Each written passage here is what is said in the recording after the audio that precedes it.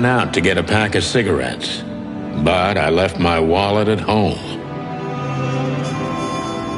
Yeah, that's me. I'm getting old. My name is, and once the star of the predatory division of the Clawville Police Department, one half of the legendary Chicken Police. But buying a pack of smokes is more than I can handle right now. Maybe I should just lay low. Yeah, I'll do that. The most colorful place in the wilderness. For all the gods, what bullshit. Do.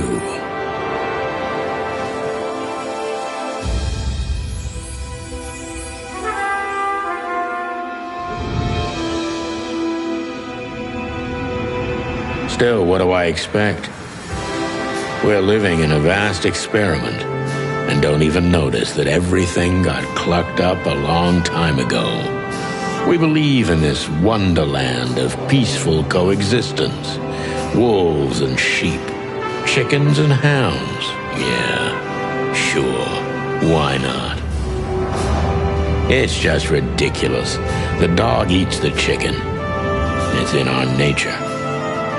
I'm not propping up the illusion anymore. 121 days, and it's over. Retirement.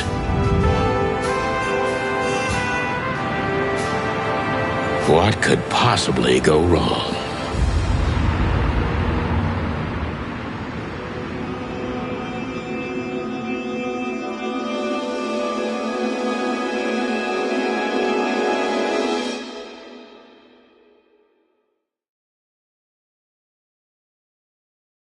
Ah, crap. My office lock is a piece of shit if a dame can pick it. She stood in the darkness. The light painted stripes on her body. It whispered secret little things that were never there in the first place. But she was no zebra. Reality was just a light switch away. Elizabeth or Charlotte? I was sure she'd have a sophisticated-sounding name. She had a bygone look in her eyes, older than this ancient building, and perhaps the whole city itself. Or maybe I'm just drunk. But she was the first womanly thing in my place for a long time, so I had to give her a chance.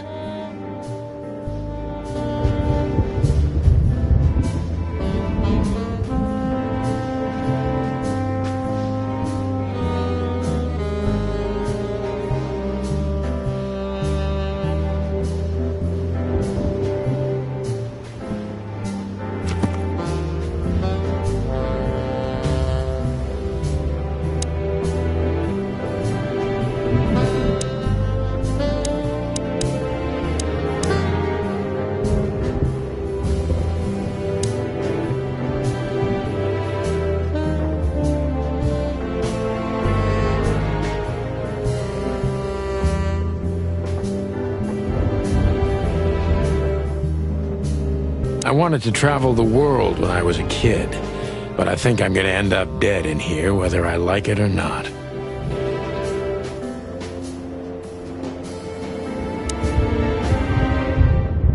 The Wild Gentlemen. Those guys rebuilt the city after the Great Fire of 867. My heroes when I was a little chick. I'm starting to think they should have left Clawville as it was, burned to the ground. This is one of the most beautiful memories from my old life, before Molly left me and took our daughter. The good things in life don't last long. The best ones always leave first. I saw that in the window of a shoe store. I never understood it, or what it had to do with shoes. M.B. Davis, the eternal king of jazz. The photo is from the days of jazz prohibition. I only heard the old man live one time, but I'll never forget that night. And not only because I woke up at the harbor without my gun, my badge, and my pants. We used to be star cops a few years ago. Tabloid press, radio interviews, and even a book series. I don't miss those days. Of course, Marty, my old partner, would disagree. He just loved the spotlight. I promised myself I'd write a novel one day. Every whiskey has the same color nowadays, at least in this price range. I don't even know what these papers are. Behind that door lies the kingdom of dirty clothes, cigarette butts, and empty bottles. I don't even know where the key is. Whatever's inside is gonna stay there forever. Books I'm never gonna read. Maybe nobody ever has. I don't see colors anymore. Only emptiness. Everything faded. I need another drink. Who is this dame, anyway? And what the cluck is she doing in my apartment on New Year's Eve?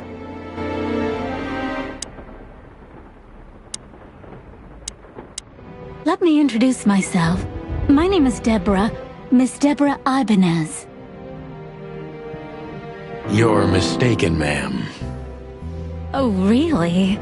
Please enlighten me, Mr. Featherland. I'm not a private eye. I'd recommend Mr. Philmar Lowe instead of me. He's a nice guy. Believe me, Mr. Featherland, it's not an accident I came to you. Look, miss, I work for the police, and I'm currently on leave. I couldn't accept private commissions even if I wanted to. Not even from a classy dame like you.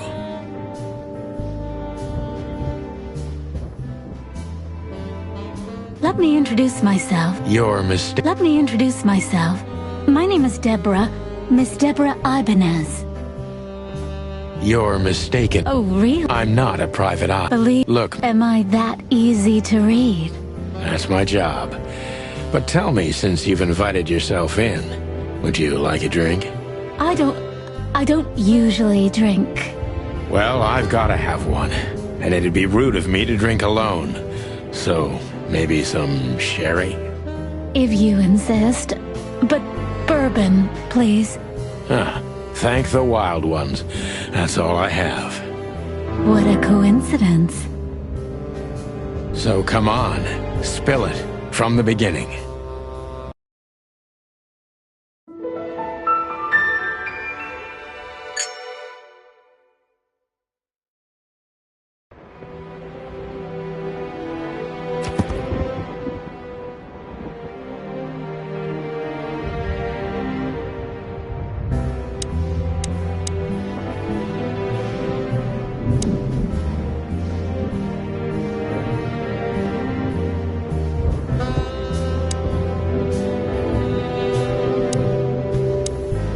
Legs that go on for days, deep, dark eyes, silky skin and voice. You're in big trouble, pal. That's better. Now, if I understand correctly, your mistress is receiving threats. What kind of threats, exactly? It's a very strange matter. First, there were letters. Then it came printed on a wine bottle's label, sent as a gift. Then carved into a brick, thrown through the window. And finally, they painted it on the wall of the house in giant red letters. I think it's time to dig a little deeper. If you don't mind, I'd like to ask you some routine questions. Please, that's why I'm here.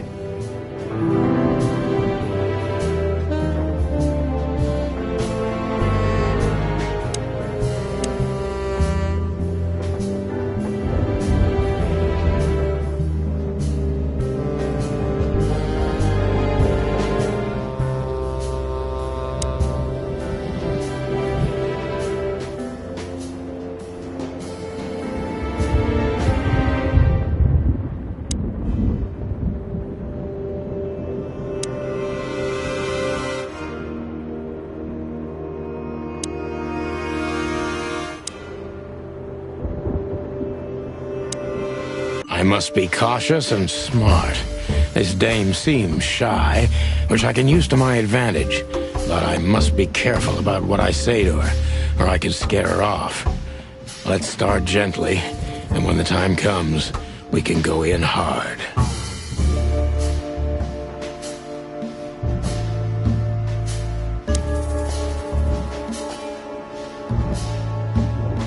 Who exactly are you, ma'am? I'm not somebody important, Mr. Featherland. You're important enough to deal with such a delicate matter, right? I carry out the wishes of my employer, nothing more. This means simple paperwork, most of the time. You've been thrown into deep water, sweetheart. Tell me, can you even swim? Believe me, this is just as unpleasant for me as it is for you, if not even more.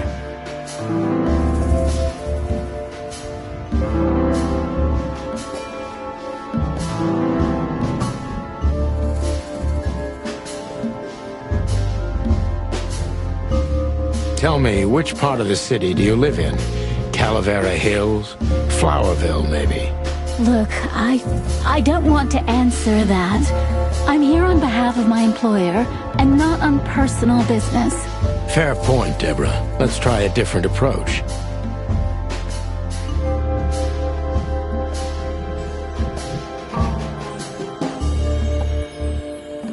Why did you have to visit me this particular evening? I have my reasons. I may look like a silly little fawn, and maybe I am, but I still have common sense. I don't doubt that for a second, Miss Ibanez.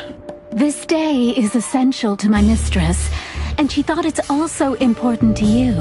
A message in itself, for sure. But to be honest, even you are. You know what? I'll just take that as a compliment, even if it wasn't meant as such.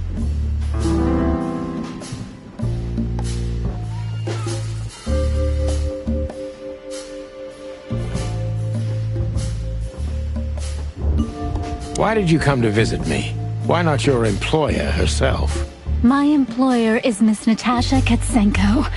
She hasn't been leaving her home lately, only if she really has to. How so? Miss Natasha is afraid. She's scared because of those unwanted messages, and everyone knows who she is. So she's that kind of woman. I don't know what you mean. Of course you do, Deborah. Thank you, by the way. We're finally getting somewhere. We avoided the point long enough. Deborah's hiding something, no question. Let's focus on that.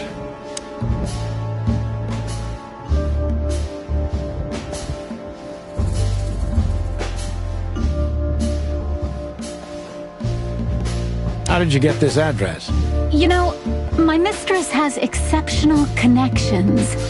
If they were so exceptional, she wouldn't have chosen me. Don't be so hard on yourself, Detective. You are the head of the famous chicken police, am I right? Was it a raccoon with a scarred face called Zip who recommended me? He hates me. No, Mr. Featherland. I don't know anyone like that. Lucky for you, Deborah.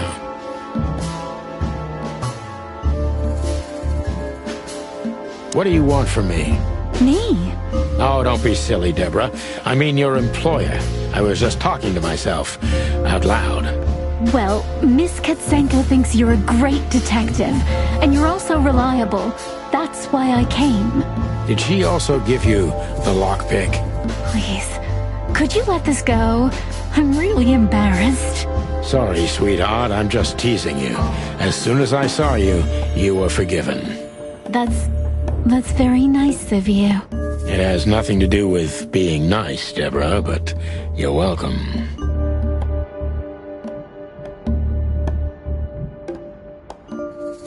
Have you ever felt truly vulnerable? Honestly, very often, Mr. Featherland. Great, because that's exactly how I feel right now, Deborah. I'm sorry if it's too unpleasant for you, but we had no one else to turn to. You know, I get that a lot, and it never ends well. Do you like happy endings? Not in books or movies, but in real life it would be nice for a change. But this is Clawville. Not many happy endings around here. I knew you were a romantic at heart. If what's between me and my whiskey could be called romance, then yes, maybe. A little. If you won't come clean, what's the point of all this? But, Mr. Featherland... I'm sorry, sweetheart, but I'm way too old for this game. Please, just think again. For me and my mistress's sake.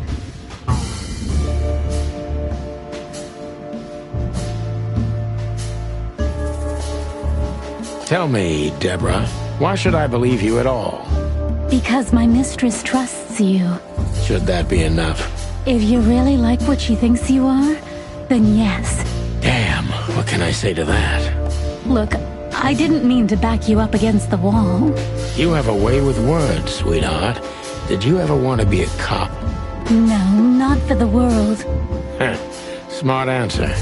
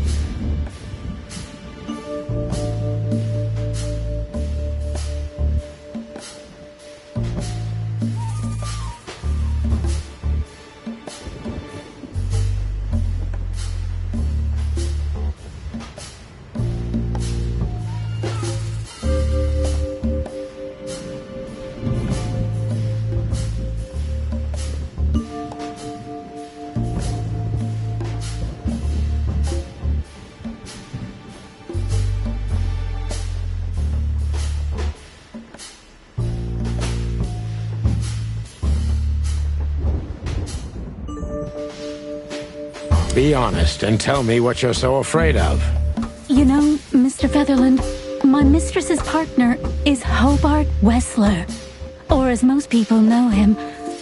Ibn Wessler, the Kingpin. Exactly. Feathery gods, help me. So you get it now.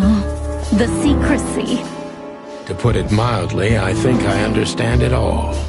Wessler. This little piece of the puzzle changes everything.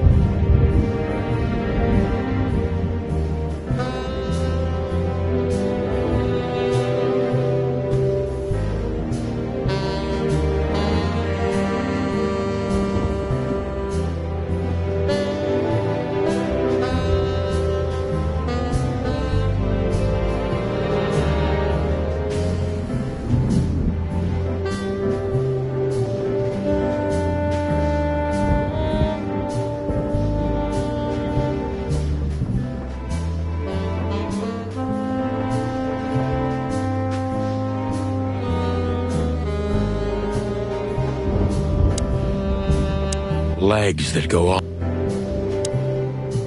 Legs. Why don't you take it to the police? Just go there and file a report. Photos, flashing lights, fingerprints. You know the drill. The evidence is very clear. Even a moderately talented detective could easily wrap this case up. Or just try the phone.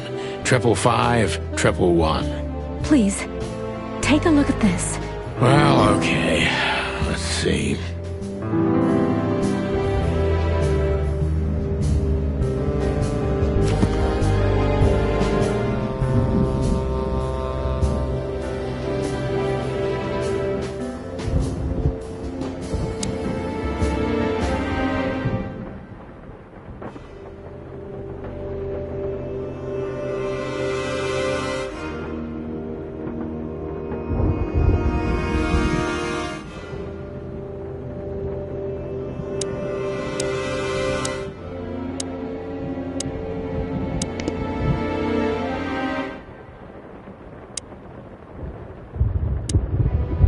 Don't you want to look at it?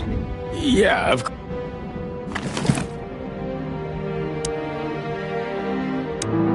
I know Molly very well. Please note this when deciding whether or not to accept my assignment. Miss Ibanez is a trusted friend. Treat her as gentleman. N.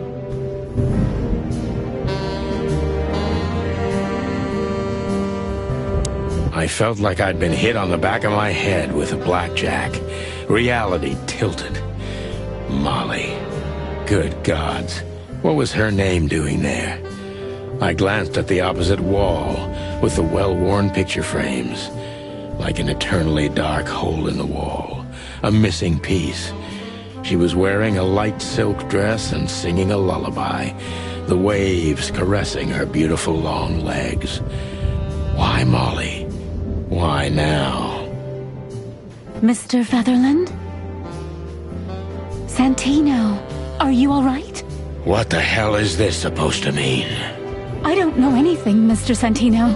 My mistress told me to give this to you. She said you'd understand. Don't you?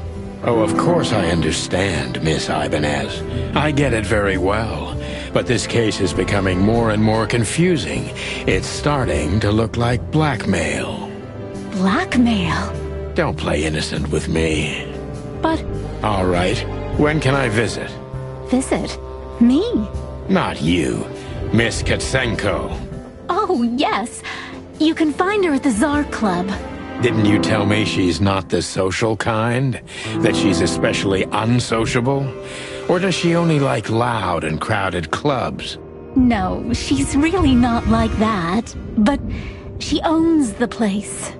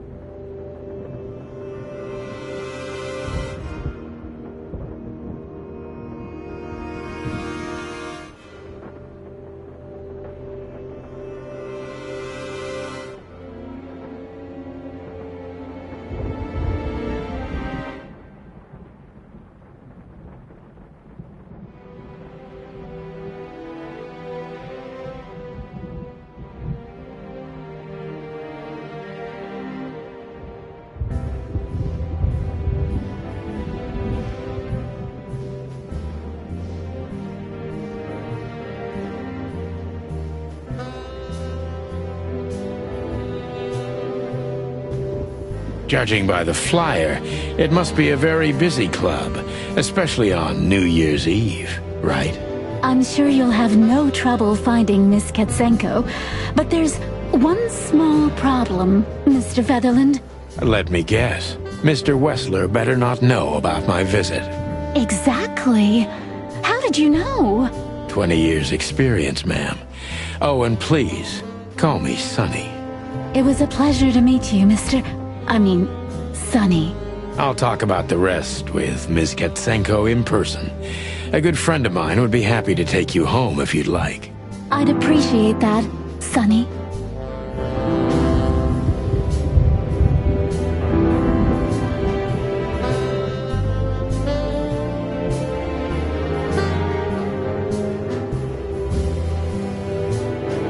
My bedroom.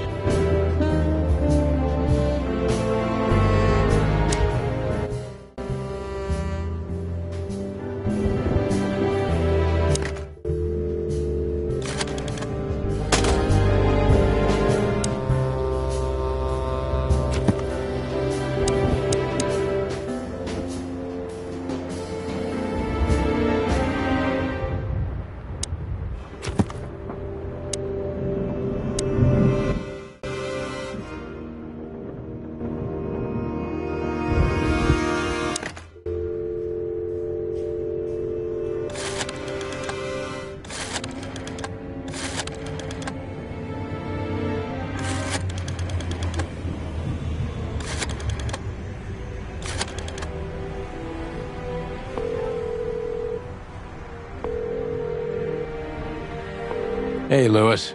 Am I bothering you? No. Of course not, Sonny. Old friend, what's up? Could you come over? I've got a favor to ask if you're not busy. For you, anything. Just a minute.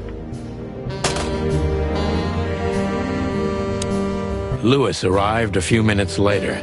He lived in the rooms above, so it wasn't difficult getting here. Not to mention that he's a rabbit. It was a quick hop. The Atlas Hotel was his inheritance. It was once a well-renowned place, but not anymore. The last economic crisis ruined it. And now, besides me, he was the only resident of this enormous place.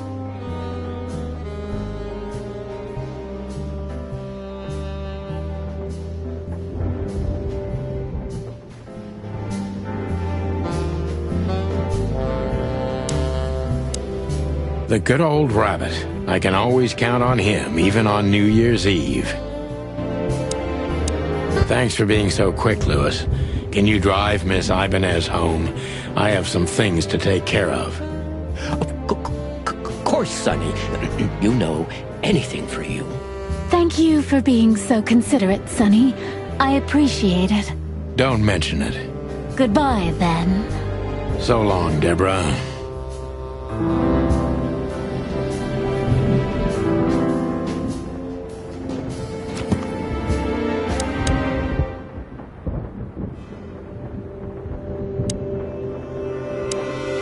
I can always count on you. Thanks, old buddy. Don't even mention it, my friend. You got anything planned for today? I thought I'd visit a nightclub. It's New Year's Eve, after all. Well, I didn't mean to hold you up. I'll ask a favor of you someday. I owe you a lot of those, don't I? That's true. I don't deny it. I need to grab my stuff first. I need to grab...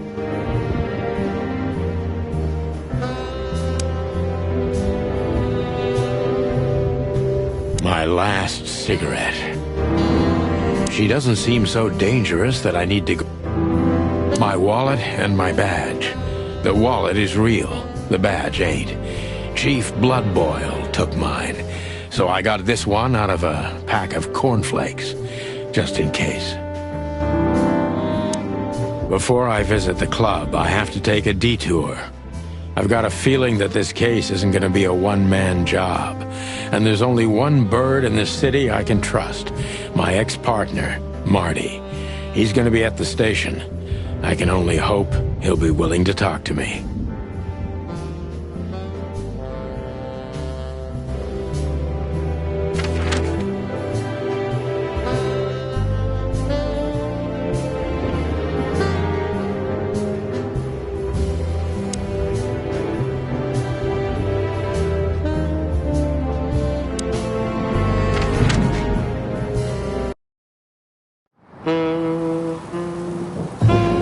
It was New Year's Eve, and I was driving, half drunk, risking my whole life's work. But still, it didn't feel any different. Every day was the same. And the 121 days I had left till my retirement seemed like an eternity. When I look out the window of the hotel room I call home, I see the same thing every day. A woman in a red nightgown dances slowly in circles to smooth music. The 9 o'clock show, with a glass of cheap bourbon and the red gown with the silent music. In the meantime, the proud city of Clawville is slowly eating itself alive. And we're still here, with nothing left to lose but our sanity, while others, the smart ones, had already gone. Molly. Does her name really upset me this much? All those years of solitude, and I still jump without question every time I hear it. And then there's Marty, my ex-partner, who hates me. But I know I have to speak with him, no matter what. Why do I feel like the past is watching me on this goddamn night?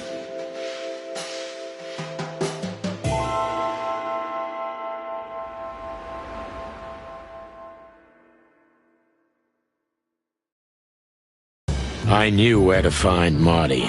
At the station, we'd always draw straws about holiday duty. Marty never joined in. He always took the New Year's Eve shift, even though he had someone to go home to. I understood. 10 years ago, we survived a night the press called the Bloody New Year. Forgotten by Clawville, but not by us. We both left parts of ourselves behind that night.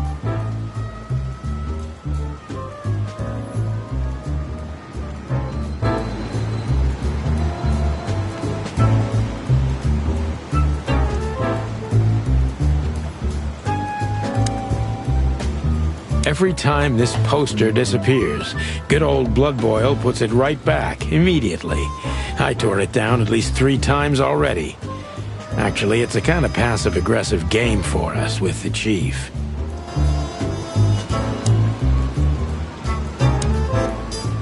This happened when that old bloodhound, Blood Boil, was promoted to Chief of Police. Back in the day, I used to patrol the city's streets in one of these. I don't miss it, but it used to have its advantages. Phyllis and Roy's. 2 hedgehogs with an arrogance typical of novice cops. They're as prickly as they look. Officious little shitheads, but harmless. Well, look at that. Hey, Sonny. What you scratching at over here? I heard the big boss threw you out. Tough luck, boys. I may not be on duty, but I'm still a cop, just like you. Well, more than you. Hey, you don't have to be so peckish, old bird. By the way, you're in luck. Blood Boil's not in tonight. Malloy is in charge. Oh, God. That clumsy buffalo is here tonight. If he doesn't end up in a cell again, he's lucky. You got it. You looking for Marty, eh? I see you're still the brains around here, Phyllis. Yeah, I'm looking for Marty. Birds of a feather flock together. I see you're still the funny guy round here. You'll find the giant feather duster at the shooting range. As always. Hey, Royce. I'm telling you this because maybe you'll be able to understand. If this prickly shithead makes another racist remark, I'll strangle him with his own raincoat. I'd love to see that. Hey, whose side are you on, you jerk? The bullet hole in my crest is worth more than these 2 combined. Did you miss me? No? Same here. Here we are again, Clawville Police Department. I've never been good at history, but if I'm not mistaken, this place has been a church, a hospital, and even some insane cult's secret hideout over the years. Anyway, the place holds the secrets of the ages. And some drunk pigs in the basement.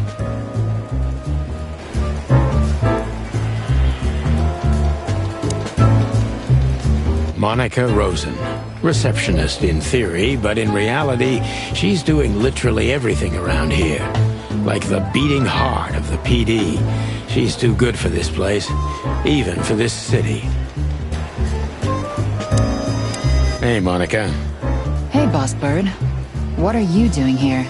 Shouldn't you be celebrating somewhere? Every day's a holiday since I got out of here. I can tell. But what are you doing here? Are you here for a file? You know, I'm a little busy right now. Yeah, you could look after a few things for me, but first I'd like to talk to Mr. Big Beak McChicken himself. Those two prickly assholes told me he's emptying the magazines in the hole. Like always. And if he carries on like that, he's gonna use up all our ammo. So it would be nice if you drag him out of there. You know how this day is for him. For him? You know I didn't mean it like that. Yeah, I know. Okay, so just sign here and you're good to go. Thank you, darling. Don't mention it, Boss Bird.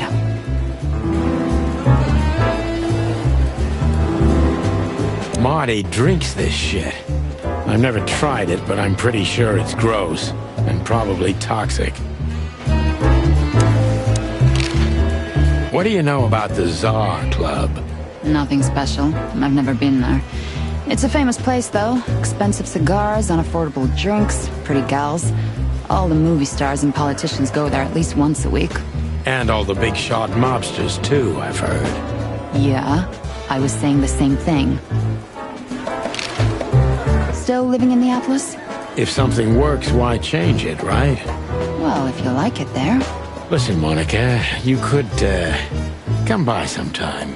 For a drink, or two, you know? I didn't hear that, and you didn't say that.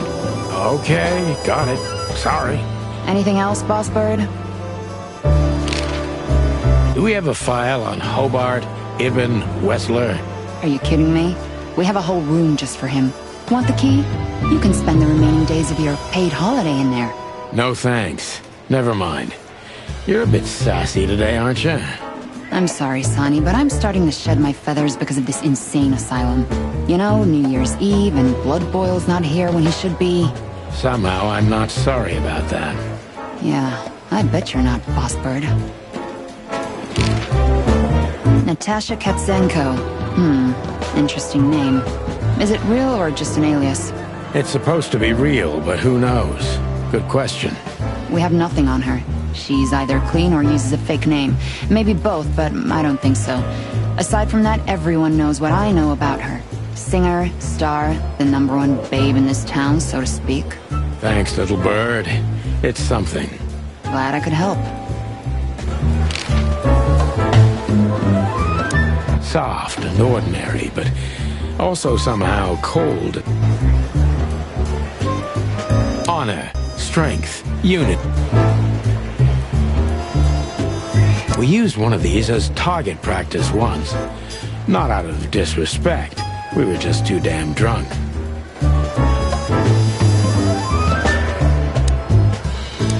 Mort Mardigan, a notorious deadbeat. Poor guy's been blind since his teenage years, but that doesn't stop him from running into trouble. What the cluck did he do this time? Mort, you scabious beast. What the hell did you do? It's Morty to you, sonny boy. Everything's fine. There was just a bit of trouble in the bar, and someone got knocked on the head with a glass. It wasn't my fault. I'm as blind as a bat, am I right? Did that ever bother you, Morty? Listen, sonny boy. Go tell them to leave me alone, eh? It's New Year's Eve, after all, and I didn't even do anything wrong. Not that wrong. Where's your little lapdog to get you out of this mess? Is that little pimp of a midget still sniffing around you?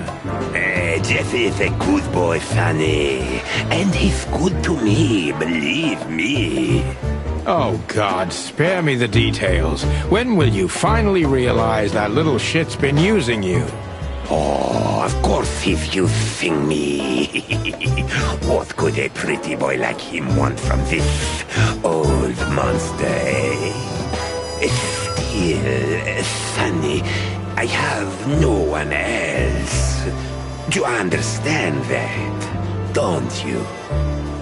Even you deserve better, pal. By the way, you look horrible, even for yourself. Are you feeling okay? Well, I'm not what I used to be. But neither are you, judging from your voice. But I'm seeing a doctor, sonny boy. I really am. Are you? Don't need to, Mort. I'm fine. Anyway, if Bubo prescribed you something, don't even think about taking it. I don't talk to that insane owl. Damn right. Please, say something on my behalf, okay? I really don't have time for this Detective Buffalo shit. Hey, careful with that. Buffalo Malloy is the chief today. Like I care. I'll try to speak for you, but keep it down till then, okay? You don't need this shit, and I don't need it either. Sonny boy, you've always been a good friend. More like a clucking pigeon.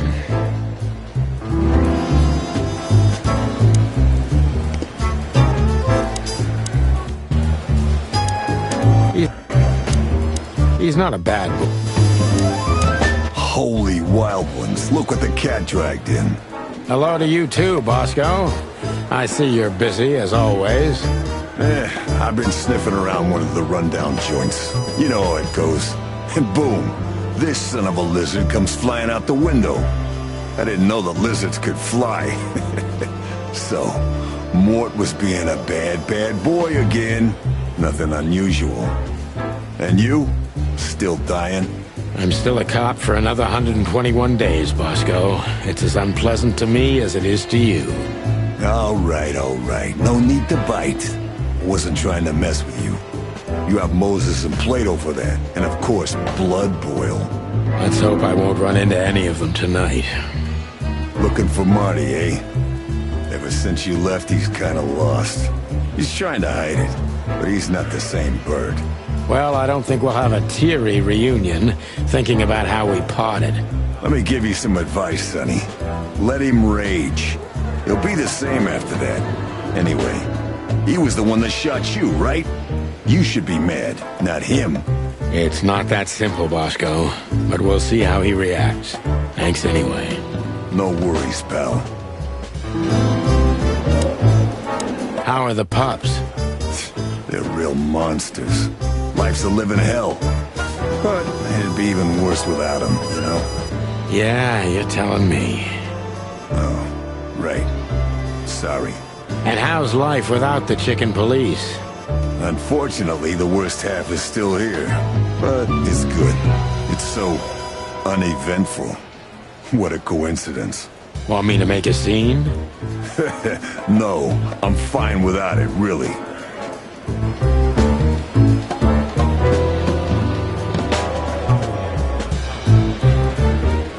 One of Blood Boil's favorites. One of Blood... Officer Jardine. They say she's clever, smart, and dangerous. We need more of her kind in here. Officer...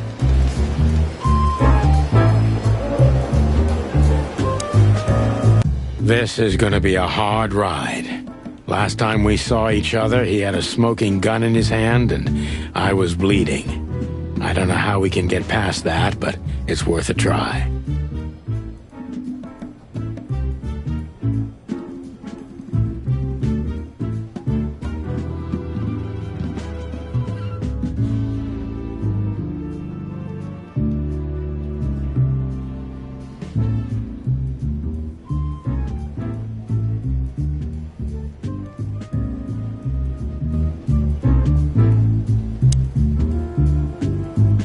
Long thighs and a big gun.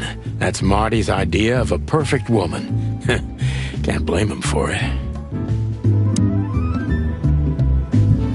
I was just about to go when you came in, so if you want shooting practice, maybe turn on the lights first.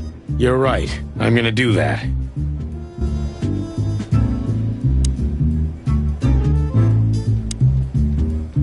Claudia.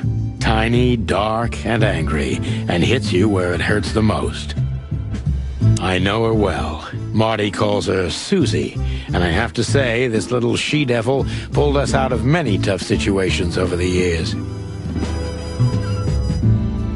I believe this piece is forbidden. Cops can't use it, but this is Marty's personal collection, so it doesn't matter. At least nobody has ever complained. Her Majesty Big Bertha. Or rather, Big Bertha 2, because there was one before her, a sawed-off little broad, but we lost her in a swamp. Marty cried for a week, but once he saw this giant lady here, the balance of the universe was restored.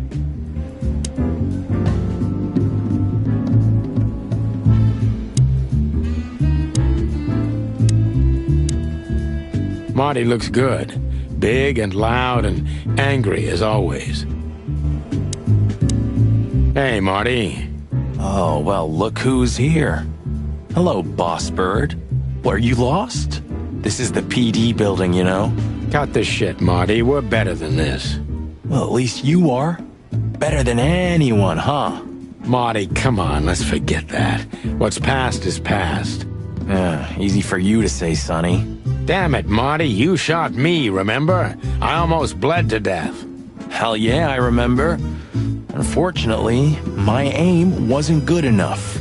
I need your help, okay? That's what you want to hear. Well, it's a start. Okay, I've said it. I won't do it again. Yeah, right. So, are you in? Just for tonight. Small case. We'll wrap it up in no time. What kind of case?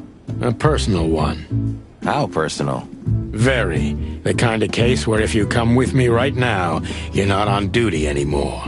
Ooh, damn, Sonny, stop it right there. I'm in. That's it?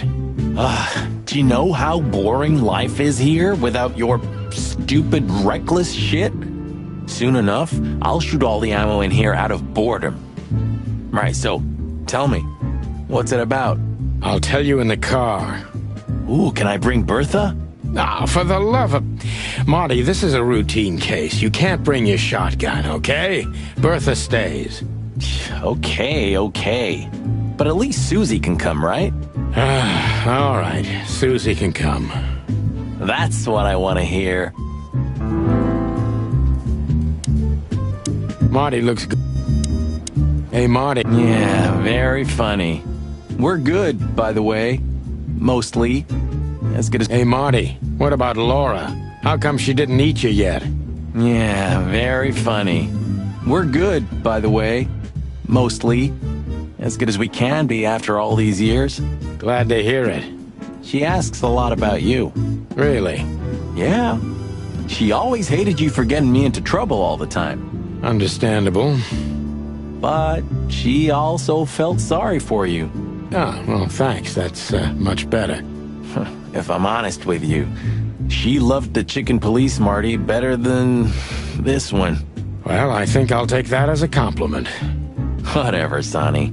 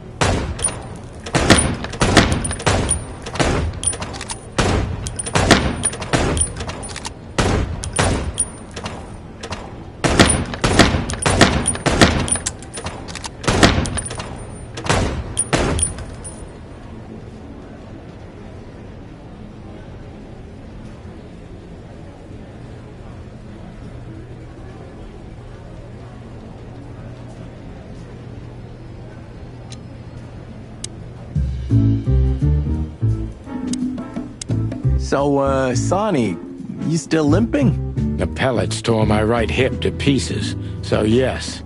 The doctor says I'll limp forever. Ah, good to hear that. Fuck off. Can we go finally, or are you waiting for a big warm hug? Let's get out of here before I get detained for gutting you. Ah, lovely and peaceful.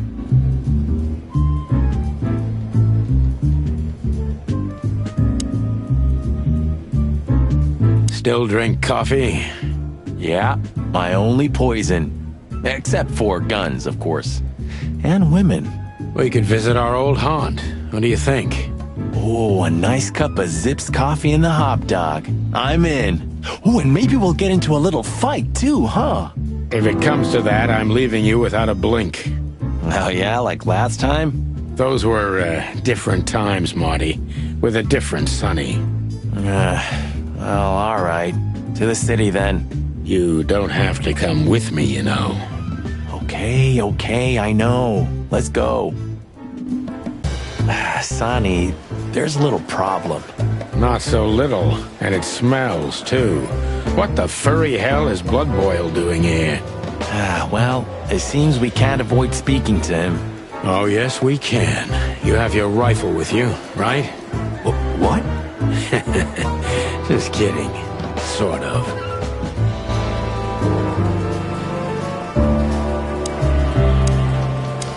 We're leaving, sweetheart. Stay safe, boys. I'm glad to see you two together again. I'm afraid you're alone with that. Hey, don't make me change my mind. You won't, Marty.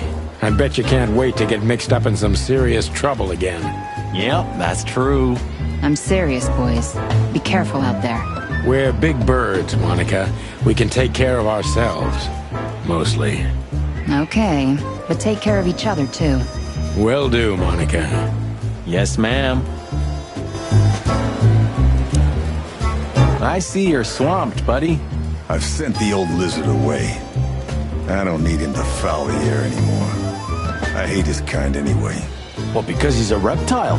No, because he's a good-for-nothing piece of shit. Oh, yeah, that's true. And you letting off some steam? Something like that. We'll go and check out some seedy joint. We're cops, after all, ain't we? And this is still Clawville. That's true, pal. Protect and serve. Yeesh, get a room, you two. Ah, shut up, Marty. What have you heard about the hop dog? Is it still standing? Yeah, it is. But I don't frequent that neighborhood. You shouldn't either. Things have escalated there recently. What do you know about Ibn Wessler? What's the old rat been up to lately? They say he's keeping a pretty low profile these days. But he's been seen in the company of the Attorney General. Attorney General Hamtaro, eh? That's interesting. Thanks. Why are you so interested in that rat? If you want another hole in your comb, I could help you too, you know. It's just professional curiosity. Yeah, of course. And I'm a fluffy little Labrador. Whoa, you forgot to mention this nugget about the case, Sonny. Ibn Clucking Wessler? What the hell did you get into? Far as I remember, you didn't let me tell you in the first place. Well, you're in now. No way back. You're a piece of shit, Sonny, you hear me? What's this all about? Easy, chicken. I'll tell you everything soon enough. Let's just get the hell out of here first. If I already told you it's a pleasure working with you again? No, but that's always good to hear, partner. Cluck off. Why is it so quiet in here? Shouldn't it be a madhouse by now? The midnight madness is yet to come, Sonny. Just wait for it. My time's too valuable for that, pal. And you're trespassing. Rules of suspension, remember? I can see you're up to no good. Who, us? Ridiculous. If you say so. But I advise you to keep it low. Especially you, Sonny. How many days do you have until retirement? 121. 120 soon. Don't be a knucklehead and get yourself fired. Thanks for your eternal wisdom, Bosco. I'm definitely coming to you again next time.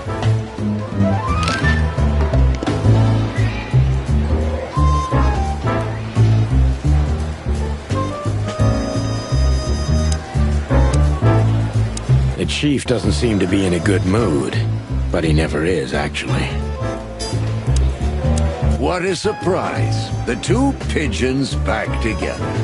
And without my permission, of course.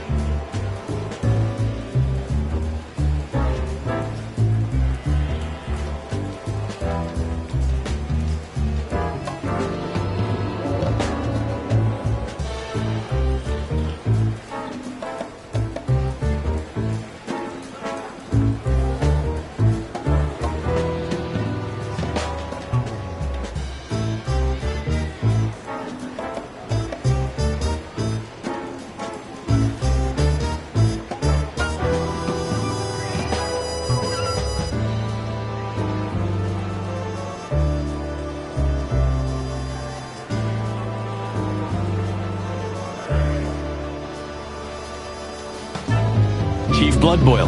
Damn. What was that, Santino? Nothing, sir. What a lovely evening. Am I right?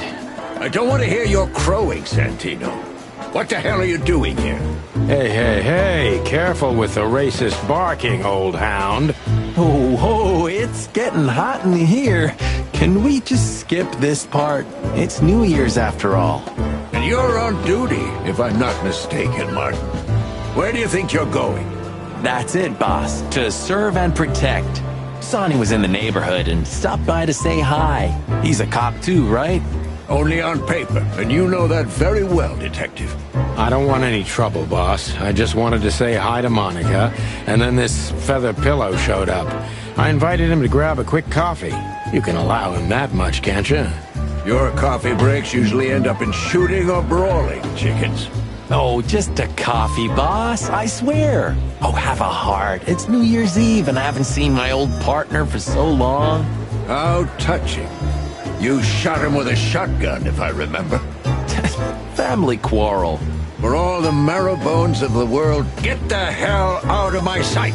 Have a lovely evening, boss. You especially. Fuck off right now, Santino. Honestly...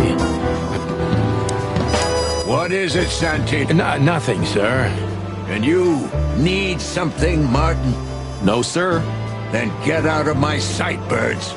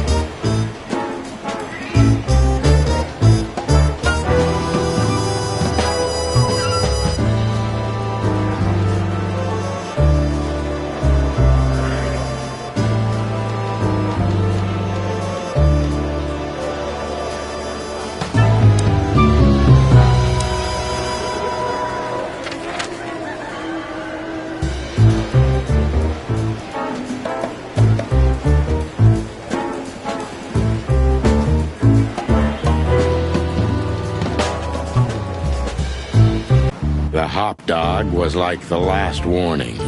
You can still turn back. My eyes lingered on the sign. An enormous dog. Like a neon god with limitless power over cheap hot dogs, plastic hamburgers, and watered-down coffee.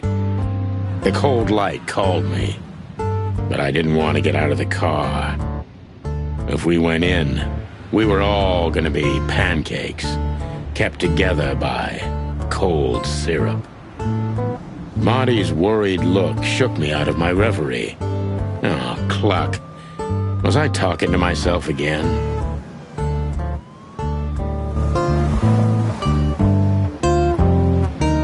There used to be such life around here before it became an insect ghetto. That was a very long time ago, Marty. I was a little chick, and the hop dog had the best pancakes in the entire city. Well, since Zip became the owner, the cook, and the waitress, I imagine it's all gone downhill. True. But at least the coffee's good. That's right. I have no idea what that mongrel's doing with it, and I don't want to know, but its aroma is unbeatable.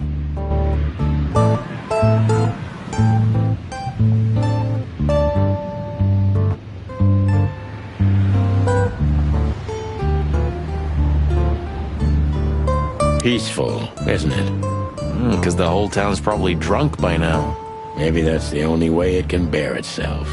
Doesn't it remind you of someone? Shut up, Marty. Got you there, old bird.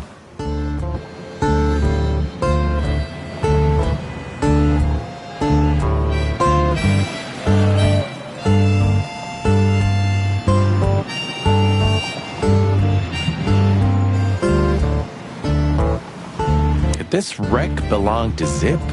Well, it's a wreck just like him, so I guess it could.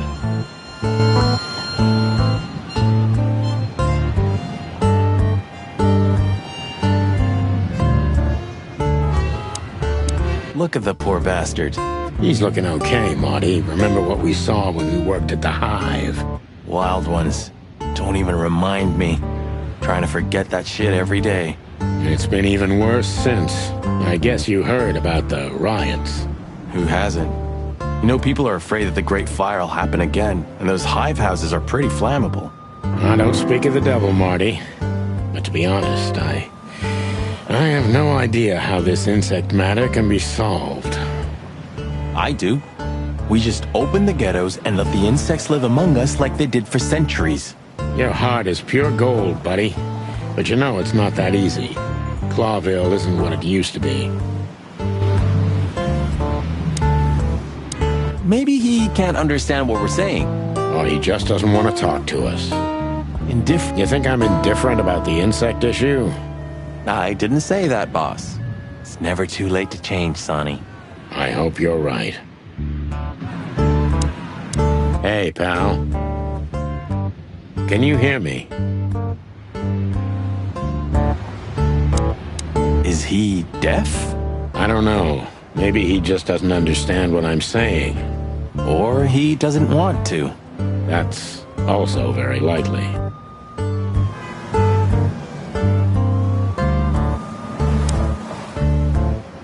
Are you sure that thing's a dog? I always wondered. The name Hop Dog is quite a giveaway.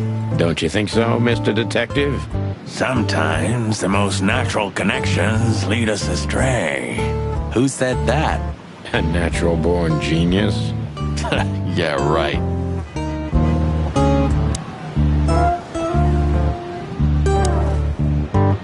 Of all that's furry.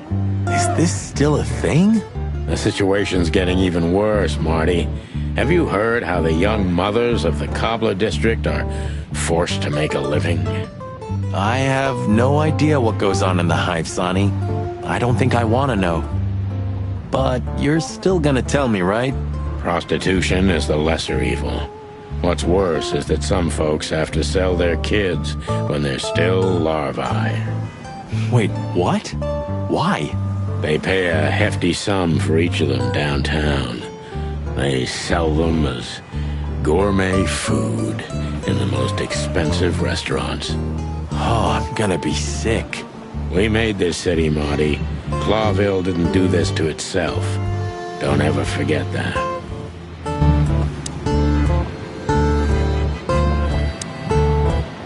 Ugh, the place is deserted.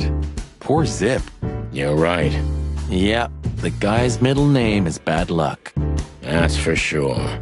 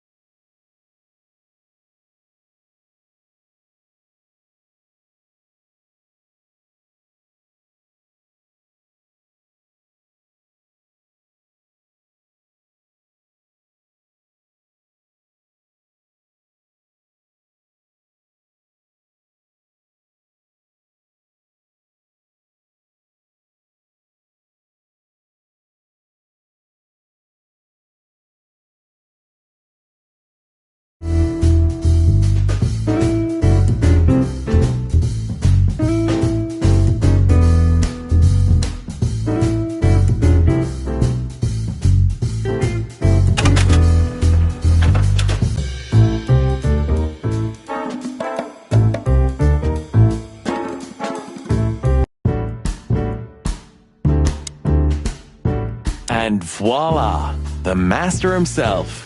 What a finch. Sonny, he's a pigeon, not a finch. Don't make me angry, Marty. Okay, I was only joking.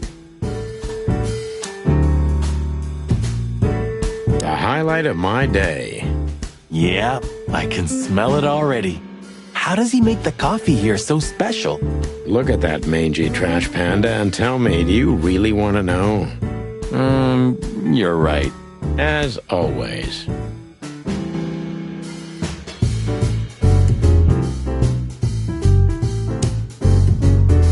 You still don't eat meat, old man?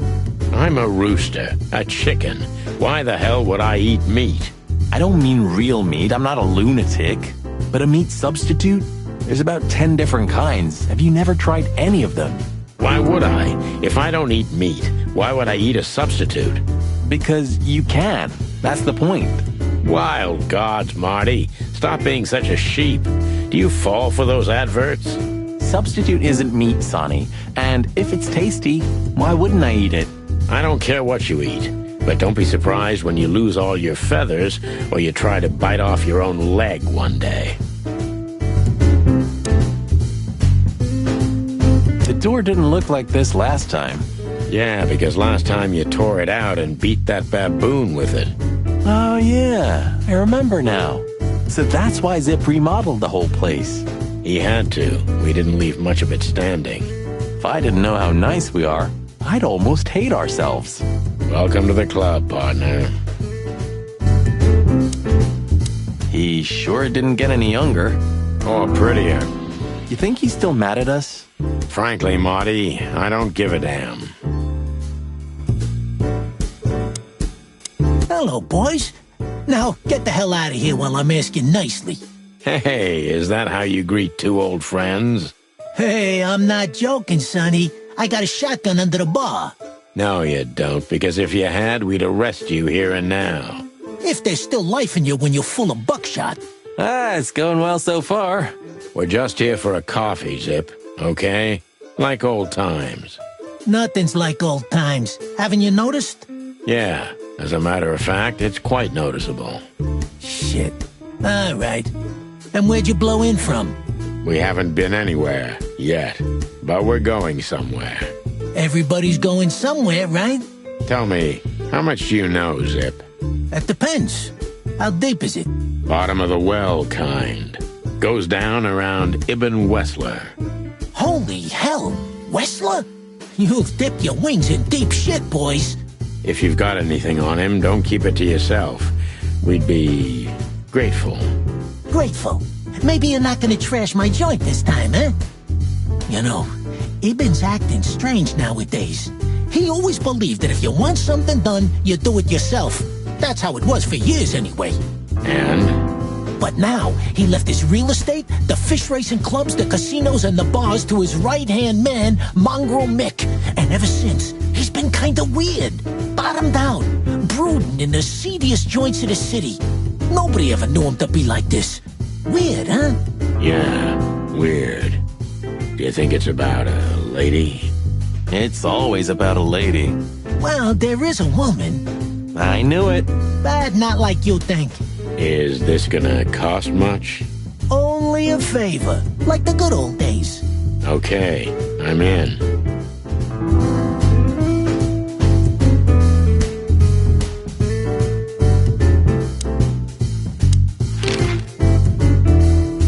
Have you ever been to that place? Of course, 100 times. Everyone who matters in this city's been there. Sorry, guys. But then, it had a different name and a different owner. Business affairs, right? Yeah, that was the dark era, Sonny. I don't want to talk about it. Roger that. I've got to say, you've revamped the joint pretty well. Yeah, after you trashed it, I had to. Look, I'm sorry, Zip. That ocelot and his gorilla. Baboon, not gorilla. Whatever. Sonny, watch your beak. So you owe me one until about the end of time. But I'd settle for you washing up here for a few years after retirement, Sonny. Mind your tongue, furball. So, Ibn's gone insane. Love will kill you in the end, they say. Seems like everyone's in a poetic mood today. You're one to talk, by the way. Huh? Why? So, about that woman. Is she really that dangerous? What woman isn't, eh? No, Zip. I mean, really dangerous. She's got the most influential gangster of the city wrapped around her finger. She calls him her little furball. How dangerous do you think she is? You didn't get any younger, pal. You're telling me? You look like you haven't had a good night's sleep since forever. To be honest, I've never had a good night's sleep in my life. You will when the big sleep comes. And what are your plans? Dying behind the bar? Of course. You got a better idea? A couple, yeah. But somehow this suits you. You know what? Your mother's a goat. You think he might know something about the case? He knows almost everybody in this city. At least he used to once. Let's see if he still does. That Natasha's a mysterious woman. A real cursed jewel, if you ask me. She came out of nowhere 2 or 3 years ago and landed on the stage of the Millions almost immediately. Is that so? Interesting. Yeah, she's got a fantastic voice. Makes men go crazy. But we all know that's not what's important. Then suddenly, bam! She got the whole club. Just like that. But we know exactly how it was. I can imagine, yeah. Since then, it operates under the name the Czar Club, right? The old click is still clicking, right? Yeah, the club was renamed and remodeled. Everyone knows she was Ibn's lover, but she's not your usual canary. She didn't get involved in Ibn's dirty dealings. Then how exactly does she fit into the picture? Check this. A few months ago, the old rat pulled out of his own businesses and gave control to Mongrel Mick and his mob. Mongrel Mick? Doesn't sound familiar. Mick the Marauder ring a bell? Damn, that little monkey came this far? I think that little shit took advantage of Ibn not being himself. Which has something to do with this Natasha, right? That's my guess. Thanks for this straight dope, Zip. We owe you one. One? You owe me the price of a new coffee shop, remember? Okay. Whatever you need. Just call us. I clucking will. Thanks, pal. Hey, I'm not your pal, Marty.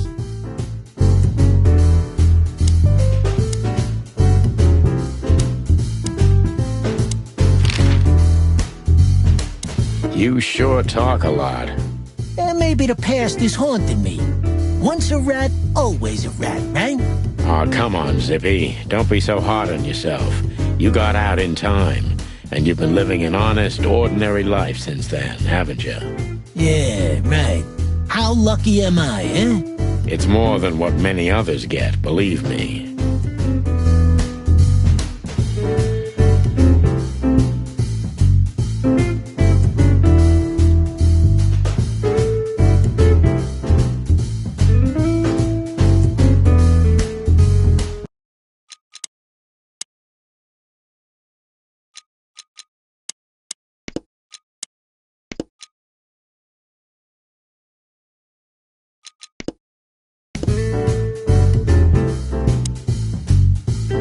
What insight?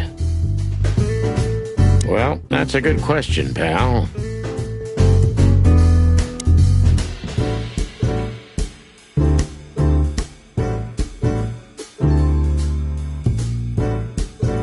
What's that? You know, I don't want to know.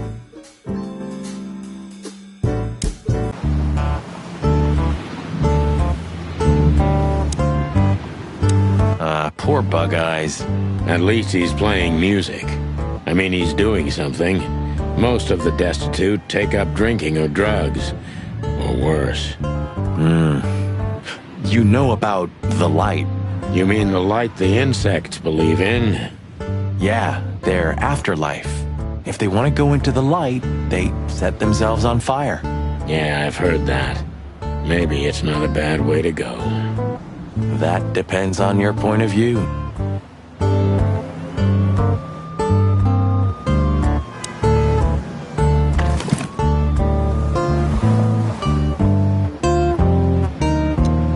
haven't dusted you off in...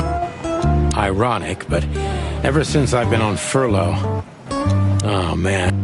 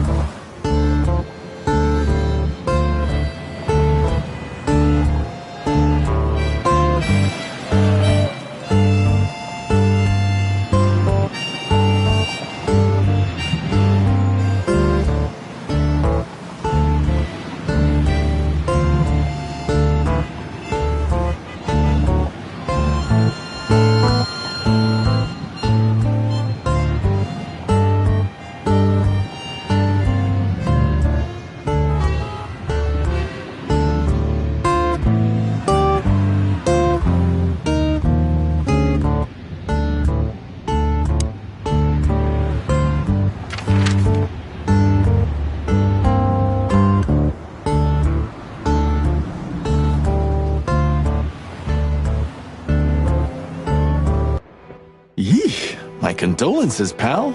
I see your cleaning lady died. Yeah, she set foot in the bedroom once. I haven't seen her since. I didn't dare to go after her. Oh, I wouldn't want to go in there either. But what's that smell? Cigarettes and whiskey. Yeah, with a hint of dirty laundry, but no, this is lavender? Ah, that. No, that's got to be the Ibanez dame. You know, the broad who gave me the letter. And the job, obviously. Ah, pretty, huh? I can smell it. She's an exotic, too. An Impala, maybe? Furry hell. That's why Chief Inspector Bloodboil hates you so much. He's jealous because your nose is better than a clucking bloodhound. The bitter old dog. He just hates all foul. Ah, true. Except for Monica. Monica's a fairy, not a bird. So, what now? Well, let's gather my stuff and head to the club. We gotta find out who this Natasha is and what she wants from us. I mean, what she really wants. After you, Boss Bird. I wouldn't like to touch anything in here anyway. If it's okay, I'll just stand around and stare out the window? Sure, just do it quietly. You know, this city's outgrown us. Why do you say that? Well, don't you feel it? The whole place squeezing you. The polluted air, the sirens, and the smell of cordite. Don't be such a drama queen. It's not the world that's changed, it's us. Clawville's Clawville. We're just getting older. No, there really is something. You know the feeling of foreboding, of something wrong, of something bad on the horizon. You're screwing my mood. Yeah, but I'm not sorry. No shit. My wife took all the good ones. Just a bunch of you. I'm gonna clean up here one day. I suppose 2 shots was enough for today. Have you started on your great novel yet? I've already started working on my will, but I realized I'd have to leave everything to you, so cluck that. Huh, pity. I've always wanted a chicken coop smelling like old socks and bourbon. You'll have to earn it first, Marty.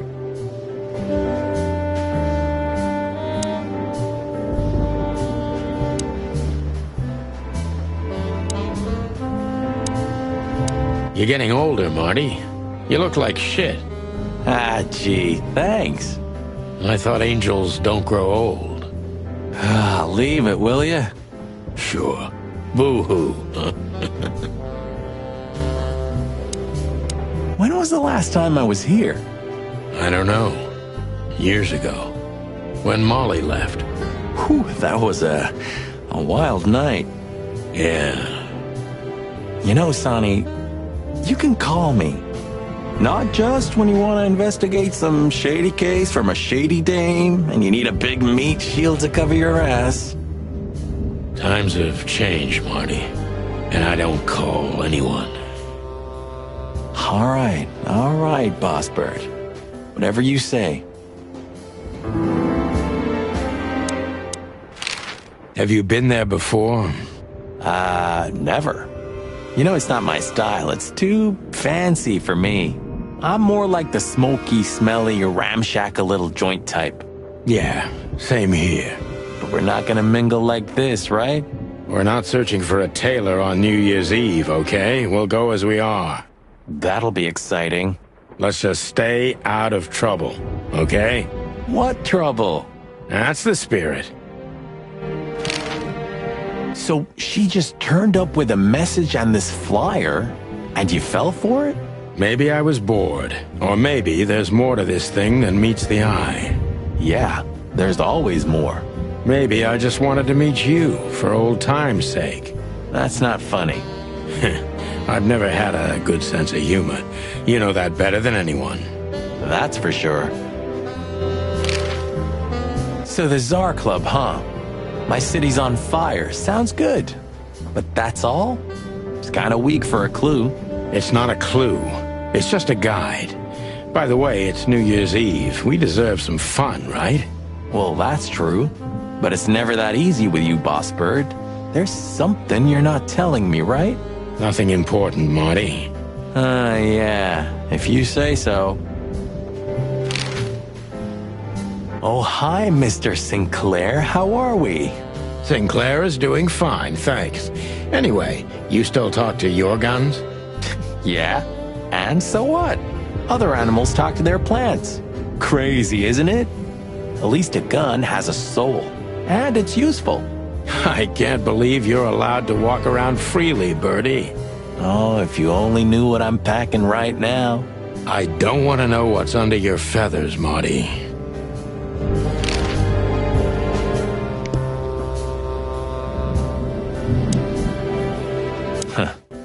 The old days. You know, I miss him sometimes.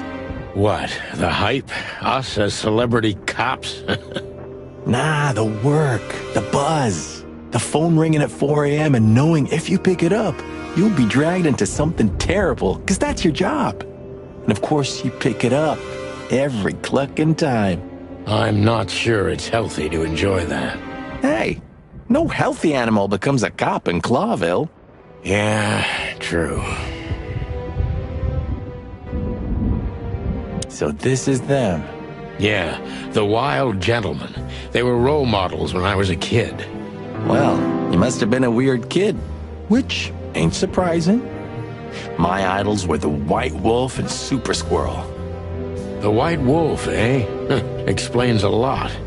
You know, when I was back in Averia, Clawville and the whole let's live together in peace bullshit seemed like an unattainable dream. Those guys made it happen. The city rose from the ashes of the Great Fire. Yeah, but look at it now. And what would have become of you if you hadn't ended up in Clawville? Maybe you'd even be happy? Perhaps. Who's that shaggy creature? That's M.B. Davis, you bird brain. Politician? Am I gonna have to smash your beak? Seriously, I don't know who the hell he is.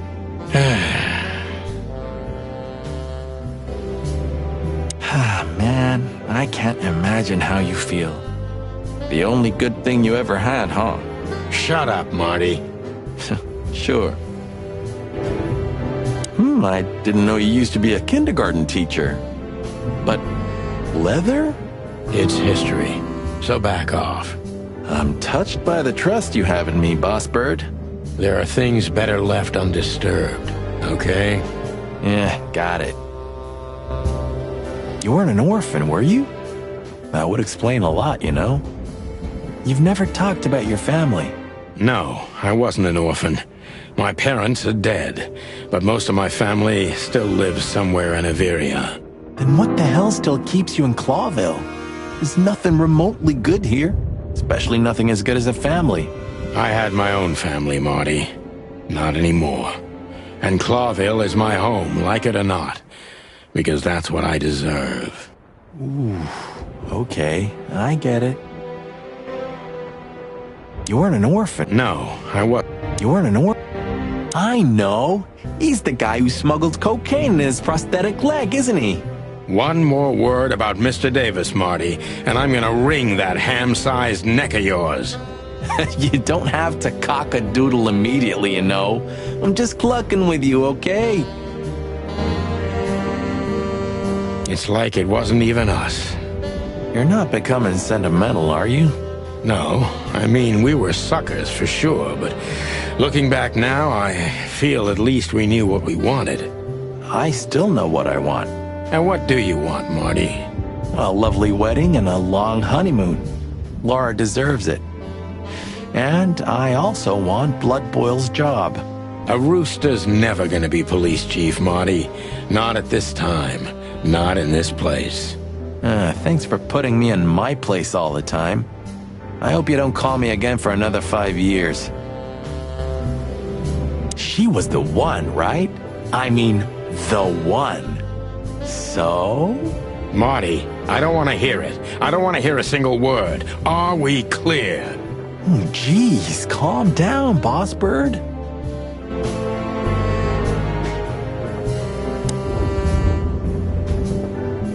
It would be best to board it up. It'd go well with this rundown neighborhood. It may be run down, but somehow I still feel like it's honest. Sure, you could live in Cockroach Town. That's an honest place, too. Has a similar stink. Believe me, Marty, I thought about it. Why am I not surprised?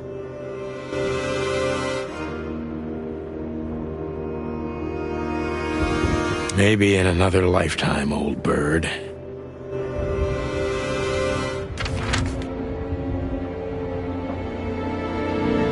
Look at these two simpletons. They don't even realize their jackets are full of holes. For the wild God's sake, don't dare tell them. I already tried, but nothing happened. Figures. How many days did we have our first squad car? About 3, I think, before we crashed into that tank of acid. We? You crashed it. Don't blame it on me, Marty. I was unconscious, if I remember correctly. That's your problem, boss. You should be more careful with low-hanging concrete blocks next time. Yeah, I've been paying attention to that ever since.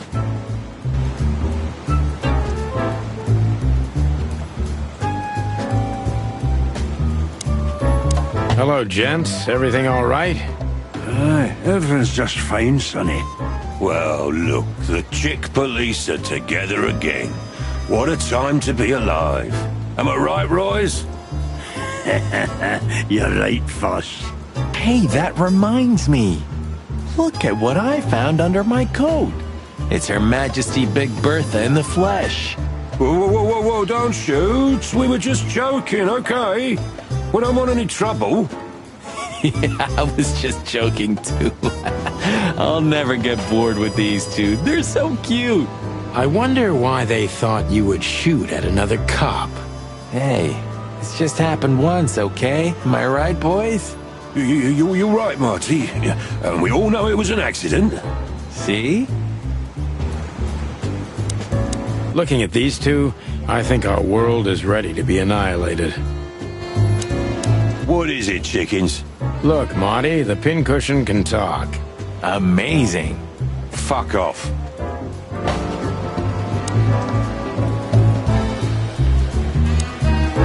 What is it, Santino?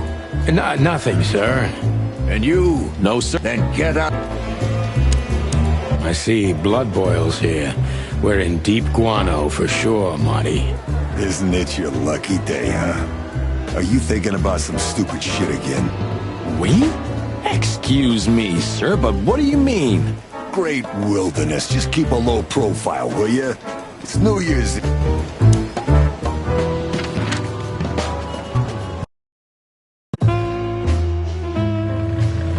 Midnight had passed, and the intoxicated madness kicked in. We could only crawl along Shalva District's main street toward downtown. The city's heart beat differently. Ancient buildings were defaced by neon signs and billboards, like half-drunk lovers on a fine leather sofa. Great old houses neighbored by garish modern blocks. A place that makes the head hurt. The Tsar's huge neon sign was visible for miles. A blazing red sign advertised tonight's main attraction, the amazing Natasha. Cops were never welcomed at places like this. I hoped we were too late for the show.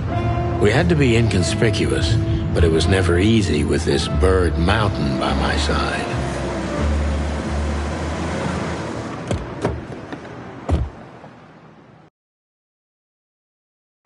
Ah, so this is the famous Tsar Club. More like infamous, Marty. It's not for our kind, that's for sure. And I don't mean that they don't like foul here. Well, at least we don't have to be afraid that they see you as a detective, Boss Bird. Very funny, Marty. So what are we gonna do now? We find Natasha, the broad who sent me the message, remember? But first we need to get into the club. And Marty, please, don't monkey this up. Excuse me? On behalf of the well-respected and noble primate community of Clawville? Cut the crap, Marty. Let's focus on what we're here for, okay? As you say, Boss Bird. Hey, that's your old friend, right? Wait, what was his name? Lawrence? Lamar? No, Liam. Lewis. Yes, it's him. To be honest, Sonny, I always thought that guy's not all there in the head. Nobody's perfectly sane in Clawville, Marty. But if not for this old rabbit, I wouldn't be here today. I'll never forget that. Should I thank him for that? Or kill him for it? You're reading my mind, boss. Sonny, my dear friend. Hi, Lewis. This is my partner. But I'm sure you already know. You have no idea how happy I am to meet you, Mr. Marty. I'm a big admirer of your work. Pleasure's all mine, Lawrence. Lawrence? Anyways, so, the legendary Chicken Police back together? Isn't it amazing news? Don't ruffle my feathers, Lewis. Those days are long gone. We're just here for the entertainment. Or something like that. I see. Well, that's a shame. See you inside? I have something to do, my pal, but I'll try to make it for the main event. Okay then. Catch you later, pal. Honestly, I think these types of women only see faceless tuxedos, cufflinks, and wallets. And in the mirror, they're just brooches, necklaces, and earrings. Don't be so radical, Marty. They're women. They live by different rules. That was kinda deep. It's not. Just bullshit. There's more where that came from. Ooh, teach me, Master. When you're old and wise like me, you'll realize none of it is worth a damn thing. Wait, that was deep again, right? Maybe it was, Marty. Maybe it was. Amazing.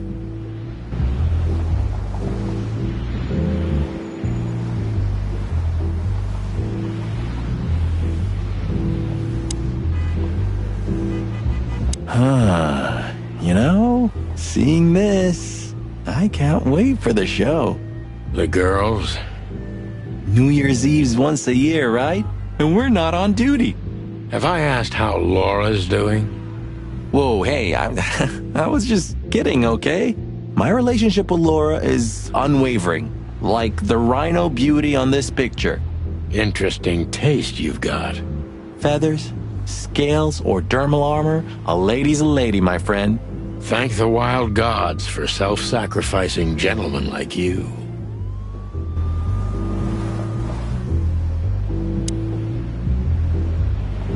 One day, neon signs will cover the whole world, I'm telling you. You read that in some kind of science fiction book?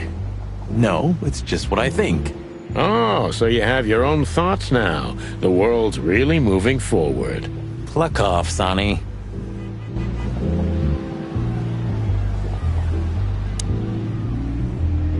Huh, I like this. Why is that?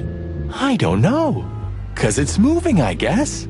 You're a simple bird, aren't you? Yes, I am. Do you remember when the Clawville Chronicle was a really high-quality newspaper? You mean when they wrote something about us daily? Yeah. What exactly happened to them? Well, they got bored with us, Marty. And to be honest, so did I. But still, here we are working together again. Funny, huh? Yeah, hilarious. Whoa, look at that. Isn't that the new... It is, Marty. A brand new 942 Silver Hawk. Haven't seen such beauty since I left Iveria. Of all that's furry, whose is it? Maybe it's Ibn Wessler's. I guess he's no paper tiger. Yeah, he sounds like a fellow who drives around in one of these. Lucky bastard.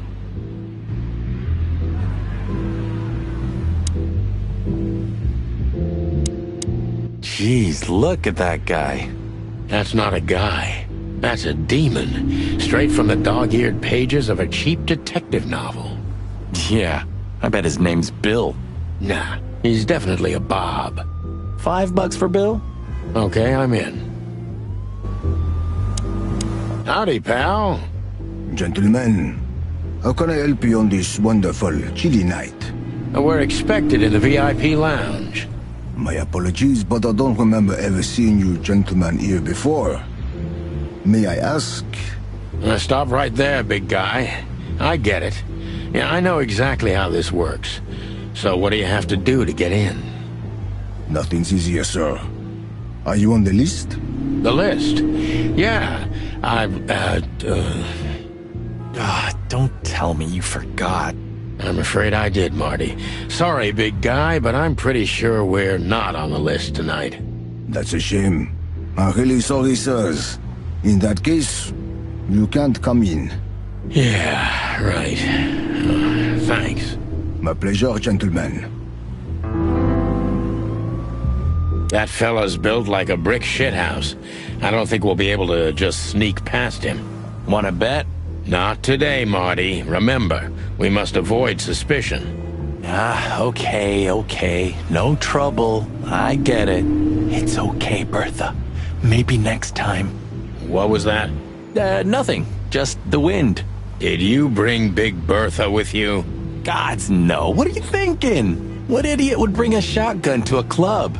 Was that a rhetorical question? Jeez, look at that guy. That's not a...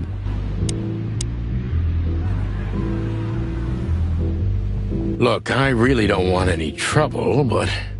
It is even more inconvenient for me, sir, but... this place doesn't like, coppers. Forgive this slang.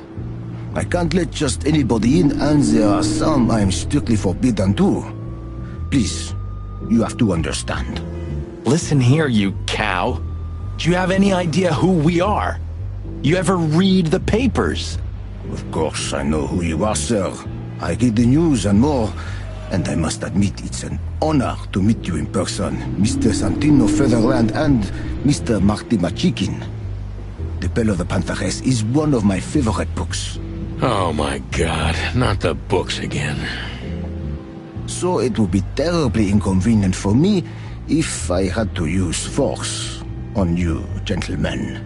What did you just say? Relax, Marty. This guy has chicks like you for breakfast. Thanks for the information, pal. Have a nice night. Thank you for understanding, gentlemen. And forgive me for my austere composition. No problem, Shakespeare. Say, big guy, you know Mr. Lewis Hayworth? But of course, Mr. Hayworth is an impeccable gentleman, and also a frequent visitor of the club. Is that so? Good to know. And? I'm afraid that is all, monsieur. What can you tell me about the first lady of the place, big guy? You mean Miss Natasha Katsenko, sir? You're right on point, pal. Nothing you don't know already, sir. Just try me. Well, she owns the place. And, that's it? Well, that's, unbelievable. Pardon, monsieur, but I'm not permitted to say anything more. Just one more thing. This list of yours, where should we sign up again? I'm afraid if you don't know, it's not my place to tell you, sir. Excusez-moi, the regulations, you know. You hear that, Sonny? I do, Marty. I do.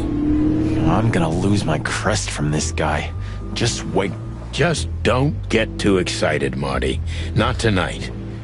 Anyway, thanks, pal.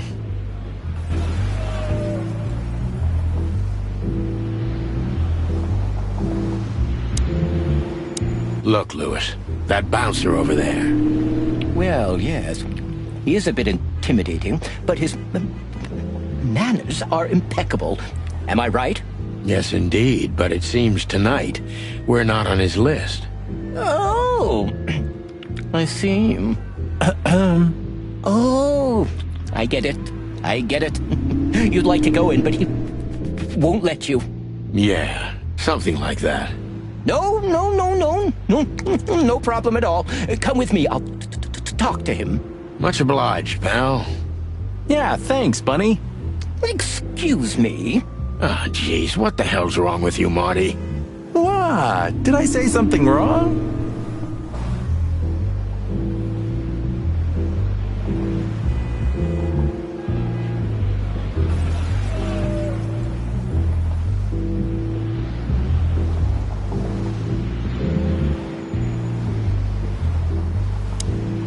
Sir, how'd you do? Everything's fine, Mr. Hayworth. Good. Look, this noble pair of pigeons are my friends. They're on the list, okay? L'archulamont, sir. And as for you, you owe me one, gentlemen. Thanks, old pal. It was my pleasure to help you, as always.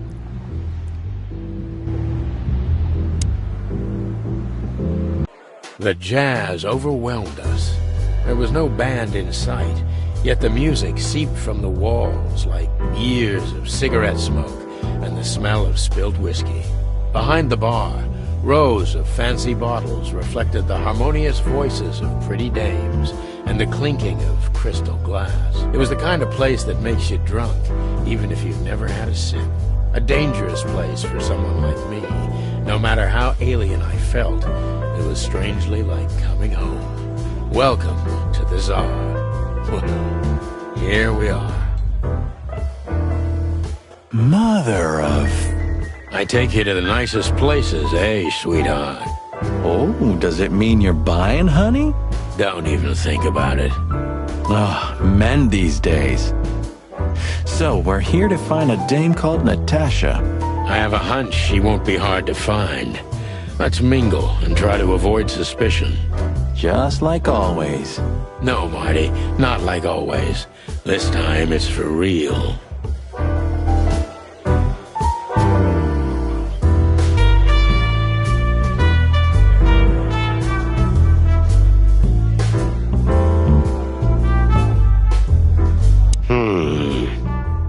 Look, Sonny, I know it's not my place, but Laura's father went to that guy when his, problems had gone too far.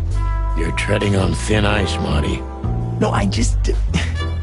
Look, fellas at the station are talking, All kinds of things. Moses, Plato, Bosco, and the others. Talking, eh? About what? About why Blood Boil took my badge? About what an untrustworthy alcoholic wreck I am? Look, I'm sorry, it doesn't matter. Good, and let it stay that way. at least we're cracking this one together, yeah? Sure, Marty.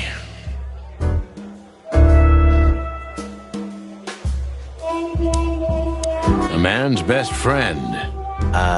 That's not a dog, Sonny. That's a horse. He just has a very weird mane. I didn't mean him, Marty. I meant the bar. Oh, I see, right. Yeah, because that totally makes sense. 2 whiskeys, kid, and no horsing around. I've never heard that one before. Sonny, you gotta drive, you know? Yeah, you're right, Marty. Hey, Longface, give me a glass of tap water, too, okay? Yes, sir. Coming right up.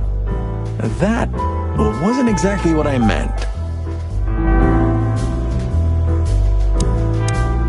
Tell me, hey, Breath, have you seen Natasha tonight? Not yet, sir, but she's coming on soon. Well, can you tell me anything about Mr. Ibn Wessler?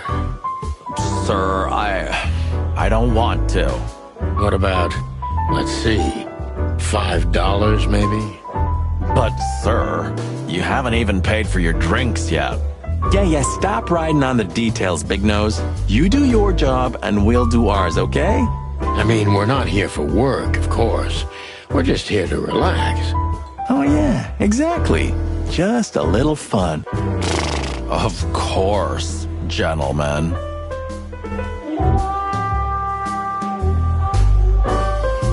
Gentlemen, your drinks. Yeah, sorry, but we have to run.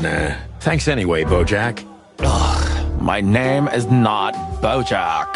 I tip you, pal, but I don't have any change, so... Sure, sir. The Tsar welcomes you back anytime. Sounds good, Bojack.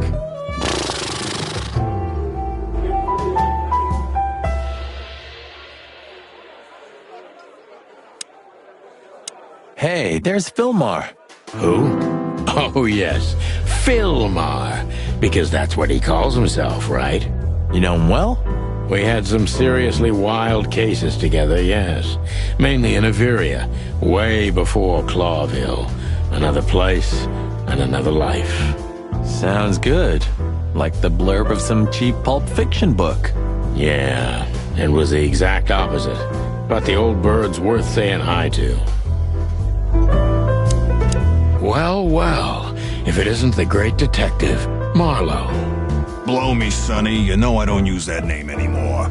Okay, Mr. Dumbass alias Phil Marlowe. So says someone who tried to go undercover with the Feather Pillow Mafia is a turkey. Right, Mr. Turk Cayman? Hey, that was a long time ago. I was young. And I stick to my principles and my stupidity. Phil Marlowe, and that's that. Don't rile me up, you old fart. Okay, fair enough. Sorry, I'm a little clucked tonight. I know the feeling, pal. By the way, what are you two doing here? You stick out a bit. Are you here for a good old-fashioned beating? We stick out? Man, you look terrible. Like someone who sat on an electric pole. Don't even ask. I feel exactly like that. You want a case? 5 feet tall, half of that legs. Angelic voice, demonic eyes, just the usual. Oh boy. And you? Something like that. Just don't know the exact numbers yet. A dame named Natasha. She called us here. If I'm not mistaken, the joint is hers. Yeah, she owns the joint, amongst others. Well, good luck, guys. That broad has a reputation. She's not the kind to toy with, if you know what I mean. Any useful information? For free? Stop clucking around, Filmar. All right, but just because of the old days. Look for me after you've talked to her. You wouldn't understand what I have to say about her before then. Don't leave unless you're thrown out, in which case, you know the drill. We don't know each other, I'll deny you in a blink. Good to see you too, old pal. We'll be back.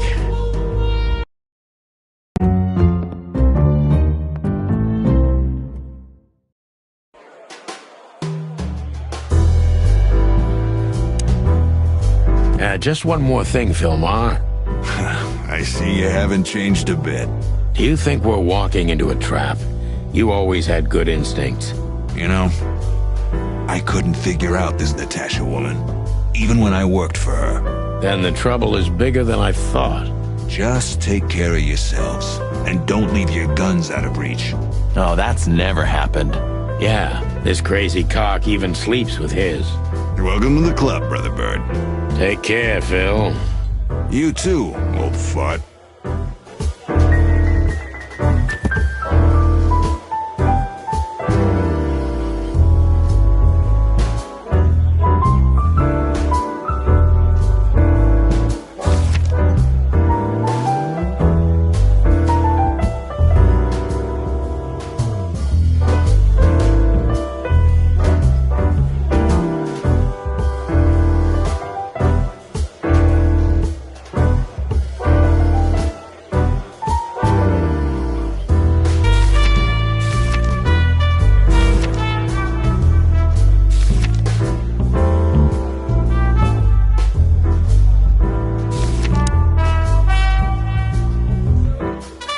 She has pretty long legs. I mean, pretty and long legs for a squirrel, but I don't want to be prejudiced. We're not here to stare at pretty squirrels. We're here to investigate, remember? Don't be shy, Sonny. Just ask him for a drink. Still talking to yourself, huh? Great. Anything else, sirs? No thanks, Mr. Ed. Keep up the good work. The old hawk looks like shit if you ask me. Just like looking into the mirror. So, where the hell is Natasha? Let's ask that stud over there with those nice gals. That guy looks way too horny for my taste. Oh man, your sense of humor is bad as ever. You just need to get used to it again. What if...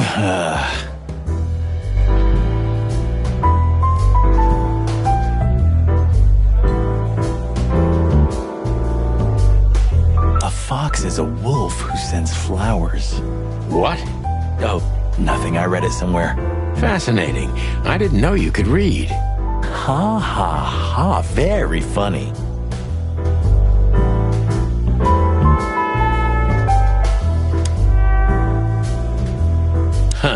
Another Lupus movie.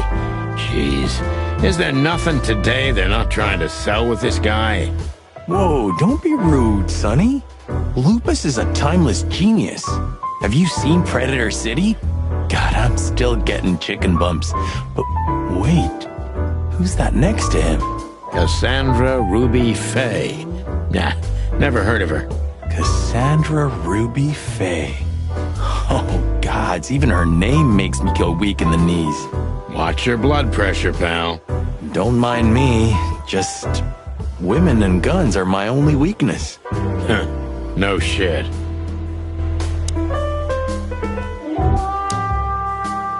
You think this is one of those movies where the femme fatale gets everything in the end and the poor detective's left stranded? Yep, just like life.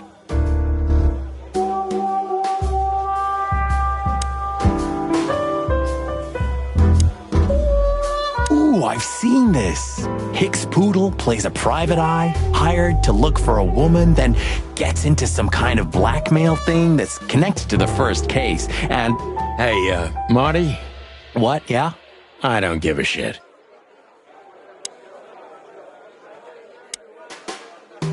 Oh, I know this fodder guy. He was kinda good in Death of the Horse.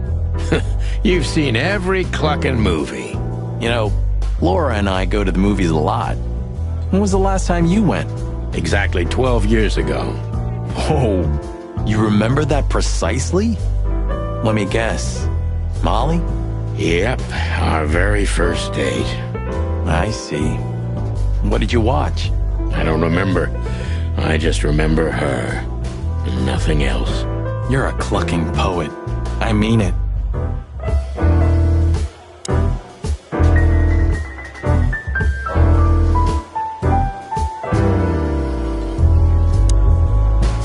This guy is certainly not a gangster henchman. Of course he's not.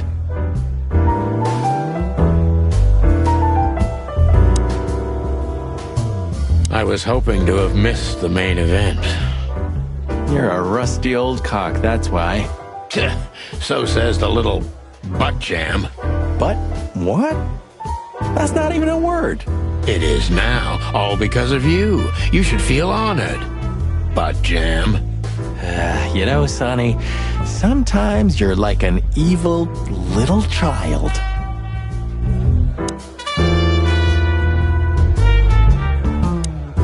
Isn't that? Yes, it is. The great Ibn Wessler, in the flesh. So much for our incognito. You think he noticed us? Only if he's not entirely blind. Great. That woman with Ibn, I think I know her from somewhere. Maybe in your dreams, pal. Just act nonchalant, my friend. No, it can't be. What now? Is that Olivia? No, Marty. Hey, Olivia. Are you talking to me? It's me, Marty McChicken. Oh, God. What a pleasant surprise. The roaster copper's in person. Chicken police. But yeah, Mr. Wessler, you could say so. The name's... Sunny Featherland, of course. Chicken police. Your partner is, he is, Marty McChicken, sir. I just introduced myself to your lady companion seconds ago. Oh, yeah. I'm so happy to see you. Hello, boys. So, to what do we owe this pleasure, gentlemen? Yeah, so, we were, just in the neighborhood, and... Cut the crap, Marty. All right, we're here for your sweetheart, Natasha. Oh, I see. No big deal. Just a blackmail thing. You know, horrifying threats written on the wall with blood-red paint, the usual stuff. You must be familiar with this kind of thing. Oh, yeah, indeed. It's, nasty business. But I didn't know Natasha hired a detective because of this simple matter, but to be honest, I understand. I would have taken matters into my own hands, you see. But I'm kind of busy. Mr. Wessler had a meeting with Attorney General Hamtaro yesterday, so he's rather tired. If you would excuse us. Oh, dear Olivia, it's okay. These gentlemen are just doing their job, right? And if I've heard correctly, they're notoriously thorough. So, how can I help you? We've got a few questions, if you don't mind. I'm at your service.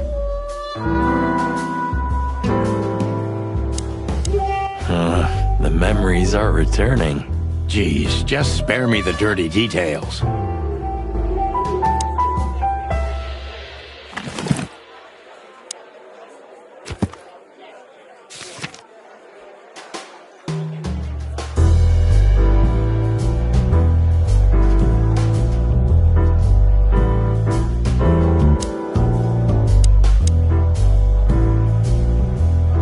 Nice bunker you got here. Well, thank you, but it's not mine. Not anymore. But I'm sure you already know that. Listen, detective. If you want to know something, play Zack straight, huh?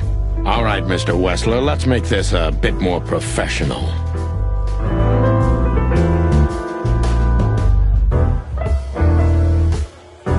I'm not as exciting as people tend to believe.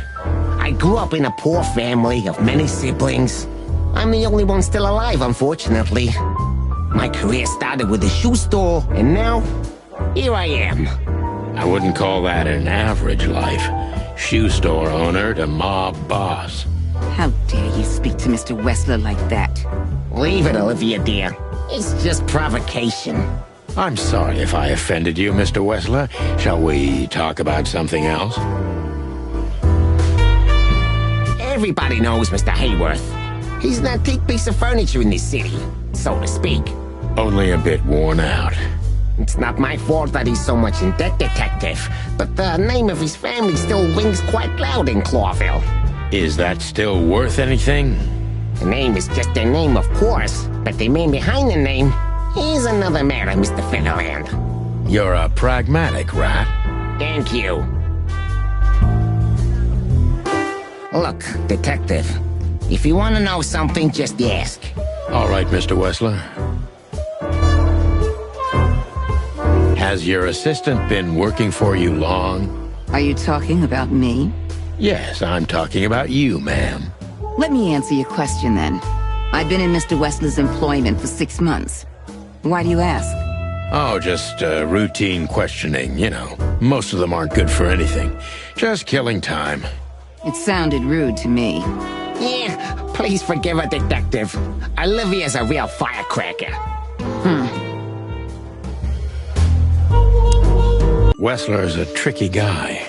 Unfortunately, I don't know enough about him, so I have to be cunning. I can't just pin him against a wall. Yet. How did you feel when you heard about the blackmail? Honestly, I found it ridiculous. And now? Now I'm kinda interested. But I wouldn't call it blackmail yet. They're just empty threats. There were no demands.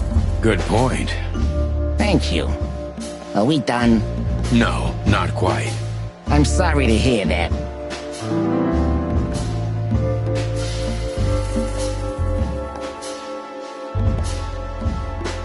You seem a very busy man. May I ask what you do? It's, uninteresting. Would you elaborate? I got a small share in the meat substitute business.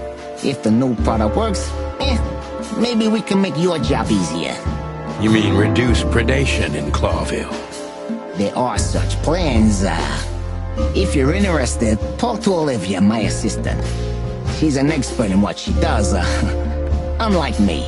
Thank you. That's it for now.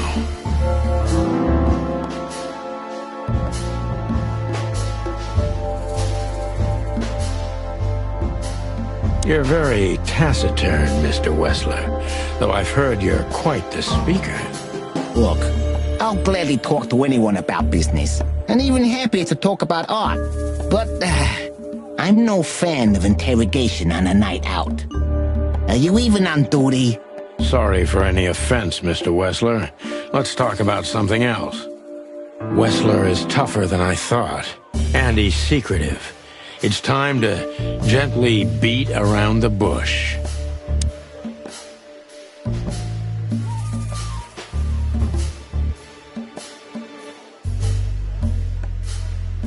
Don't you find these messages dangerous?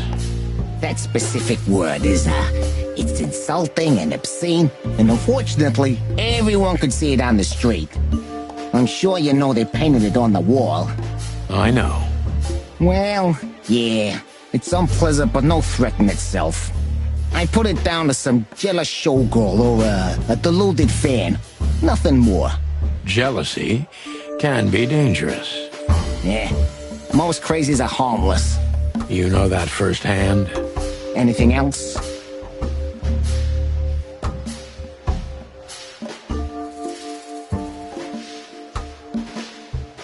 Business going well, Mr. Wessler? Depends on which one. Real estate, catering, charity, protection, extortion, bribing cops, contraband, the usual. Funny guy. How are the casinos? Fine, thank you. Gambling has always been a good business. Luck is expensive around here. Damn, if only I knew that. I heard gambling was illegal. And I've heard you're not on the force at the moment. Then it seems we have a fair fight. On uneven ground, Mr. Featherland. I'm not sure I'd stand on it for long, if I were you. That was candid. I try to be clear.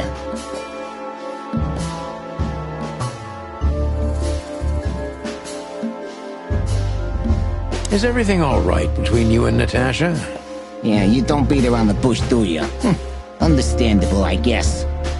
Naturally, our relationship is stable and perfect. I'm the setting, she's the gemstone. If you know what I mean. I rarely hear such poetry, but I understand exactly what you mean, Mr. Wessler. So, you have your answer. No recent friction? Wouldn't you like to know? It would make my job easier. Yeah, it would only lead you astray. So be glad that I tell you no. No friction.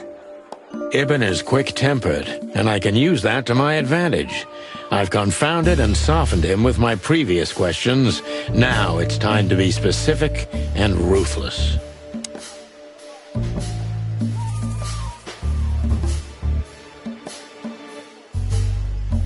The mob boss and the pussycat, eh? How did you even meet? Huh? Are you trying to piss me off, Corpora, so I accidentally let some big secret slip out, huh? A simple answer would work.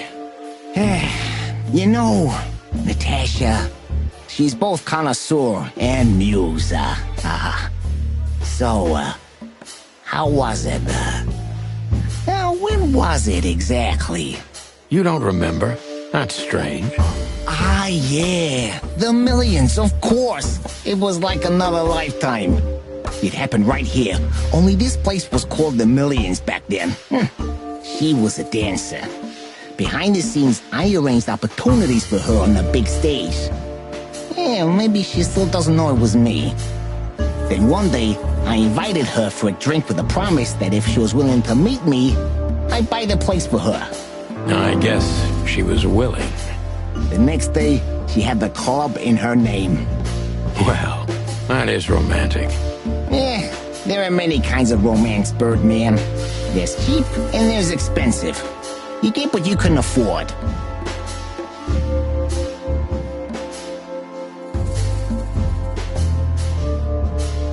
Do you live in the same house as Natasha? Oh, you're really something. Natasha's a free woman, but mostly, yeah, at my place in Gold Town. But she has her own kind of a weekend house. How often does she use the weekend house? Yeah, every other weekend. Roughly. I see. That's very important information. Yeah, if you say so.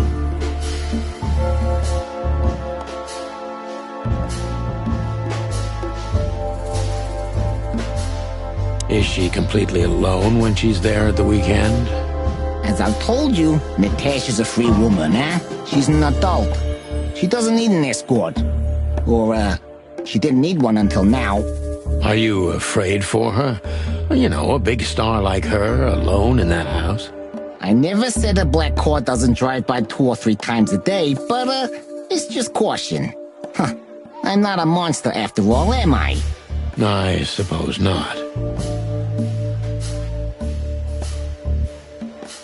So Natasha feels like she's in grave danger, yet she's still going out alone. Yeah, I know what you're getting at. But I'm 100% sure of her loyalty.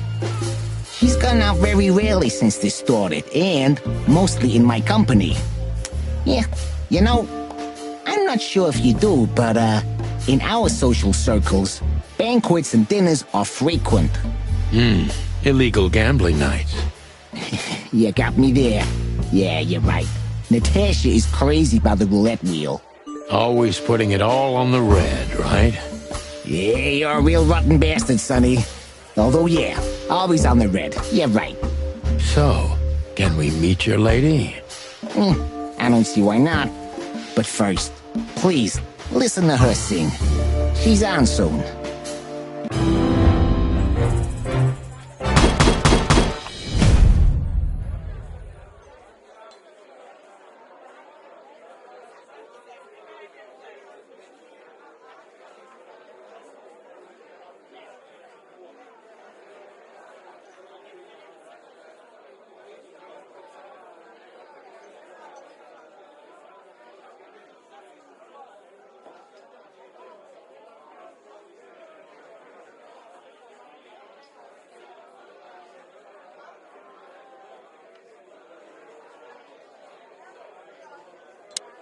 Thank you for your time. We'll be seeing you. I have no doubt about that, unfortunately. Hey, we should, grab a coffee or something, Olivia. You know, for old time's sake. Pleasure to meet you, gentlemen. Goodbye. Oh. Please, take a seat. The show's gonna start soon.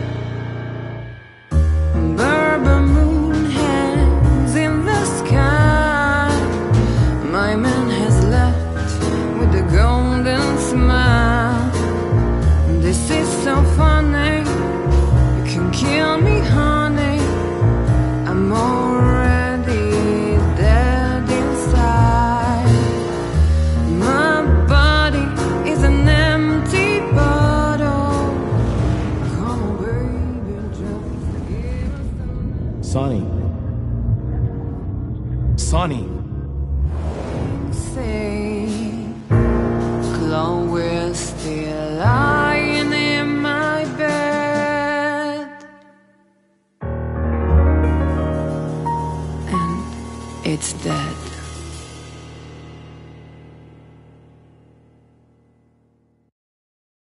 That was, unique.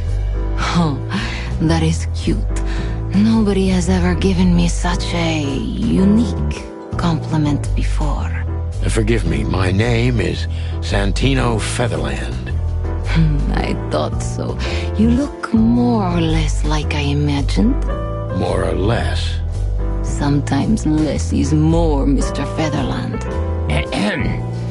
You were amazing, dear. As always. Could you be my little furball and fetch me a cocktail? But of course. With all due respect, ma'am, we're not that easy to get rid of. Doesn't matter who's trying, believe me. Doesn't matter, he'll do it. That's why I'm telling you. I don't want a scene.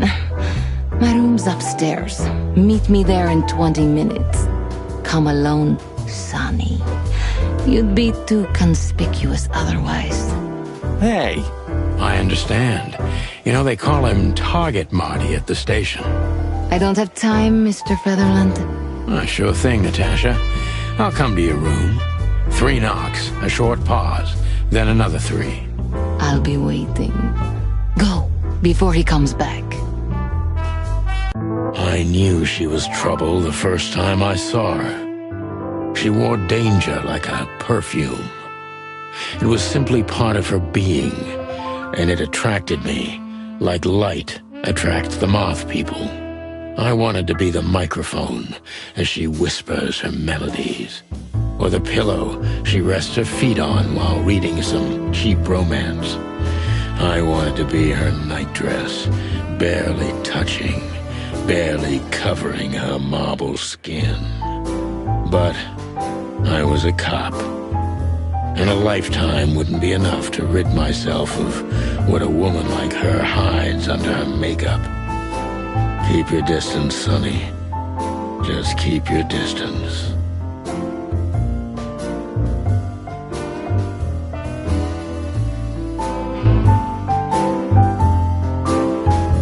I bet you spend a lot of your time staring into the mirror. Do you even recognize yourself? Maybe you were trying to be rude, but, you know, that's a very good question. I was just trying to be rude. Oh, really? Well, then I'm sorry. Don't mention it.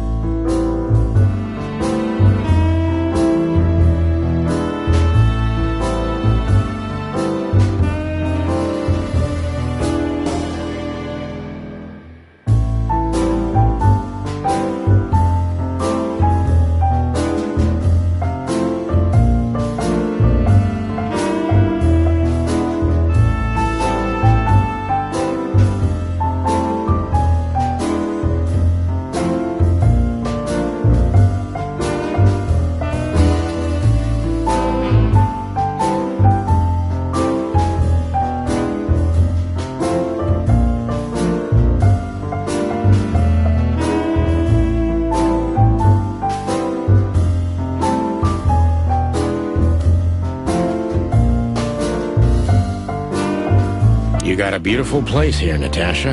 A peaceful little island on the ocean of madness, with very classy furniture. Ibn likes me surrounded by elegant things, you know? You're an elegant thing yourself, sweetheart. Oh, that's charming. Thank you, detective.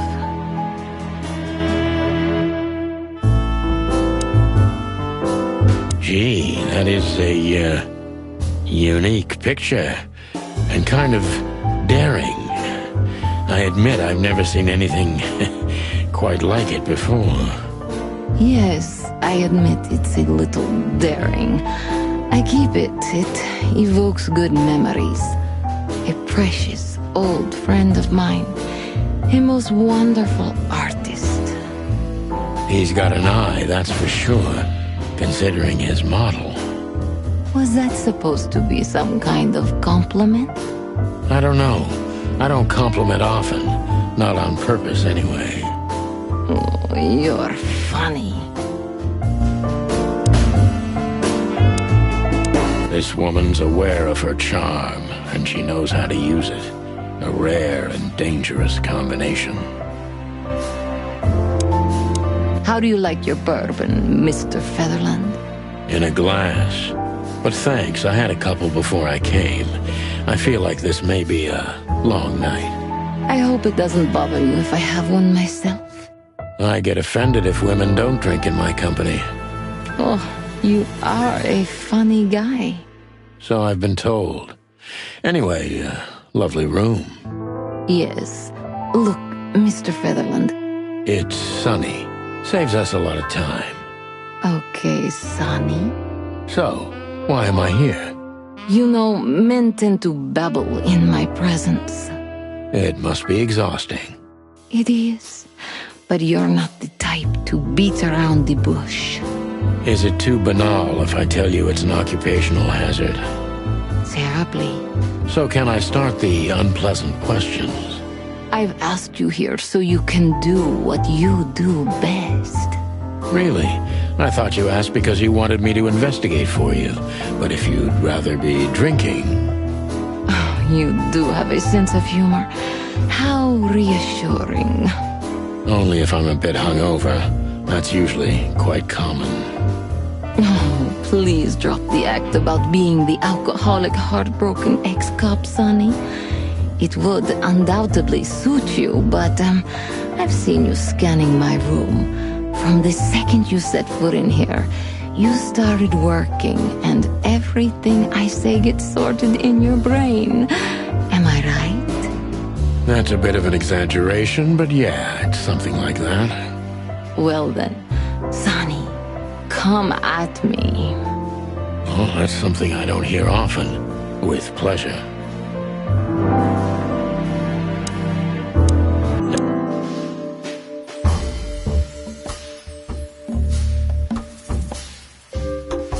That was a remarkable performance. I'm glad you enjoyed it. Do you perform here frequently? You're also the owner, if I'm not mistaken. Sadly, I don't have the time, but the stage still calls my name, and I perform just a few times a year, and always with a new song. So that was all the excitement. I have many admirers, if that's what you mean. Yes.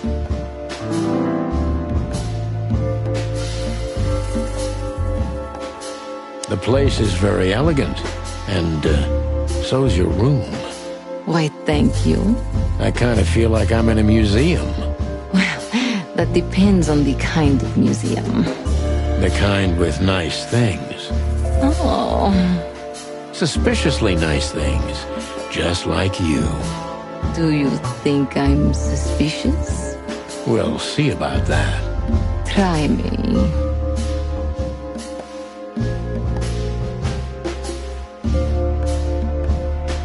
What can you tell me about Ibn Wessler? You should be more specific. What do you want to know?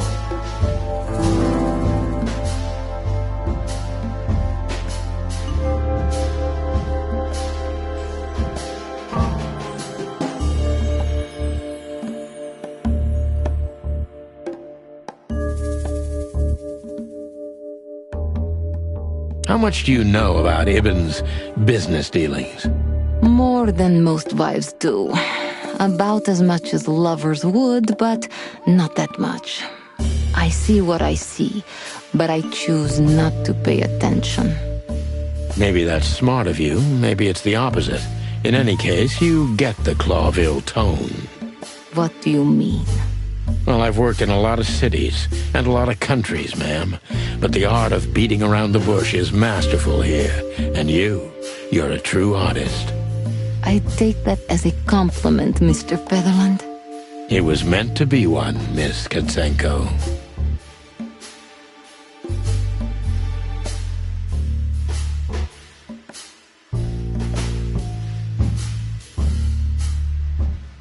If Ibn has anything to do with it... Do your job, Sonny. That's all I'm telling you. I trust in my man's innocence. Concerning this case, at least. I'm not interested in anything else. You see? That's why I came to you. Don't you see a correlation between your partner's activity and the threats? That's a disappointing cop-like question. I am a cop. Yes, but you're different. You're too rough on the outside and too vulnerable on the inside for a regular cop. Am I that transparent? A little bit. My eyesight's better than most. Seriously, Natasha, don't you worry about the possibility of a connection? Of course I worry about it. I'm not stupid. Those who are clever learn to fear. I learned at a young age, before I even had the chance to live. Gee, well, thank you for your honesty. Deep behind the diamond skin lies the truth. It doesn't matter how hard Natasha's trying to hide it. She's scared. Now I must concentrate to finally find out what I want to know. What was in those threats, exactly? The message itself is not a threat.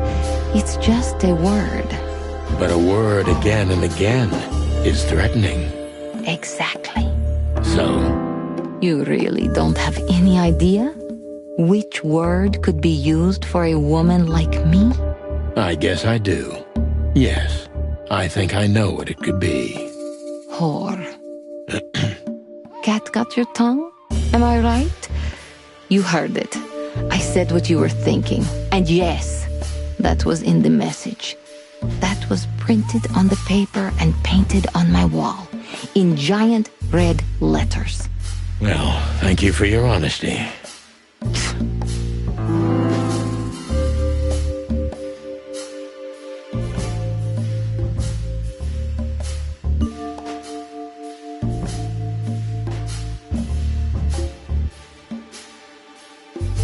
What about Fillmore?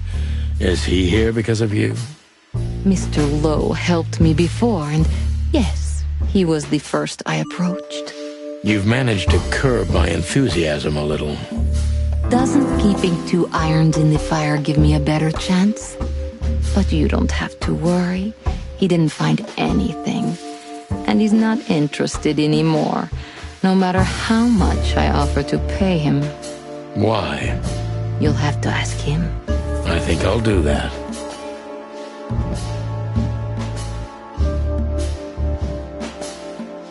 So it's not a fan and not an inside job. Who do you suspect? Aren't you supposed to know that? Usually, yes. But I've got nothing to go on. And you don't have a hunch. Maybe I do. But first, I want to know if you'll even accept my case. I'm here, aren't I? That's true, but I must know if I can trust you. The proof of the pudding is in the eating. I wish it was that simple. Natasha is a mysterious woman, but I must gouge out at least one of her secrets. Enough games. It's time to know why I'm here. Let's stop beating about the bush. How do you know Molly? I'm prepared for that question, but it's still not easy. You knew very well that if you threw in the name of my wife, I'd come to you no matter how vague and suspicious the case was. I just want to know if you're simply a manipulator or you're really that desperate. I really know her. I'm not lying. Oh, really? How? Were you a nurse, too? Forgive me, but I don't think so. Don't be rude and so cynical, Sonny. I'm sorry, but that's me when feline claws are at my throat. Molly is an old and good friend of mine. She has nothing to do with this, but I knew that if I didn't mention it to you, you wouldn't have come. Yeah, Natasha, you're right there. I knew you were a decent fowl, that you would help me. That's what you're famous for. Don't go there. Flattery doesn't work. Look, forgive me. I shouldn't have brought your wife into this. You're right, you shouldn't have. But to be honest, I don't think she's my wife anymore.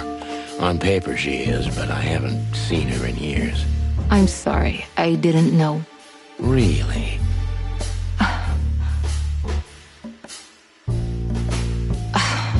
I did. I knew. I checked you out before I sent Deborah. Luck me. This case is getting more and more intriguing.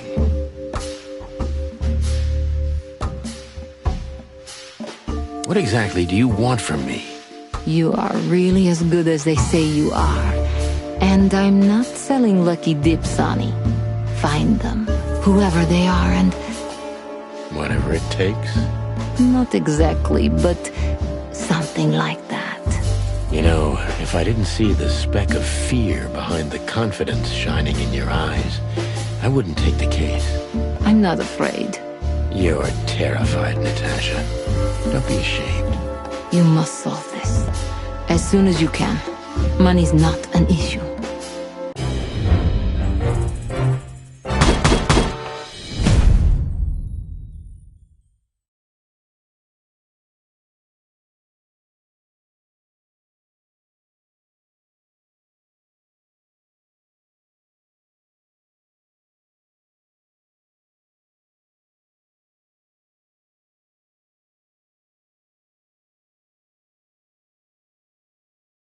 Natasha is a confident woman. That was... What? How much? Don't you deep behind? What? What am I? So, Natasha, let's... What exactly?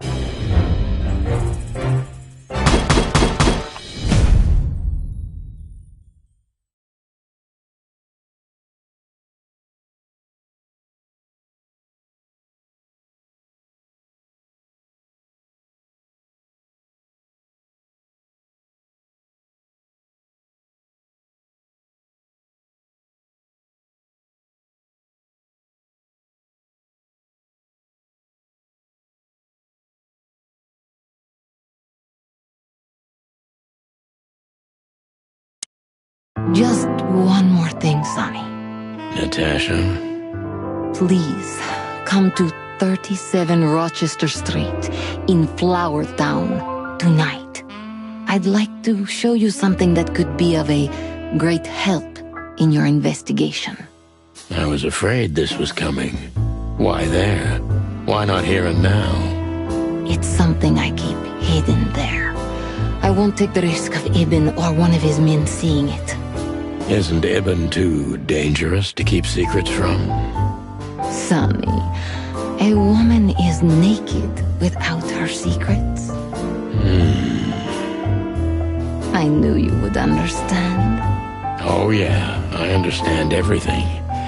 So, when do we meet? The night is almost over. I'll be there in an hour. Don't be early, and don't be too late. Look, Natasha, you know... Please, this is very important to me. Sure, I get it. I'll be there. Thank you. Until later, Natasha. Goodbye, Sonny.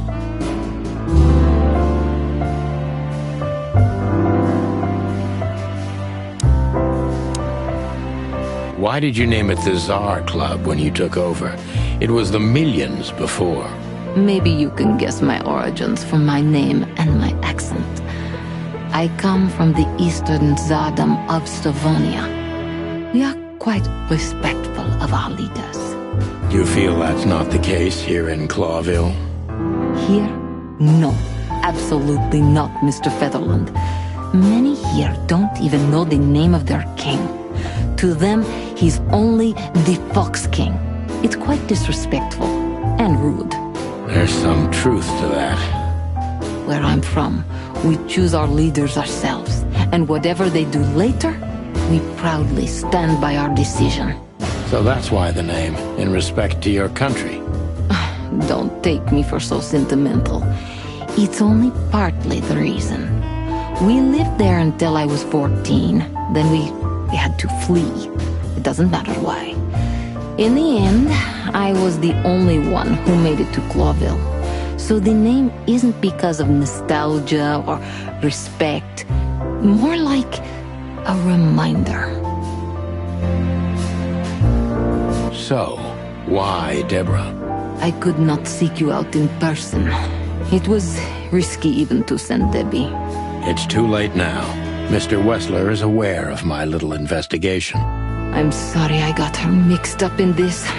She's a lovely girl. She looked like one. May I be brash? It's New Year's Eve. Everything goes tonight. Ibn, do you love him? In my own way, yes, I do. Whatever that means. You can't understand this, Sonny. There are women who can't actually love. Not like they're supposed to. But that doesn't mean they don't love however they can. That's not a real answer, is it? If you only accept yes or no, then yes, I love him.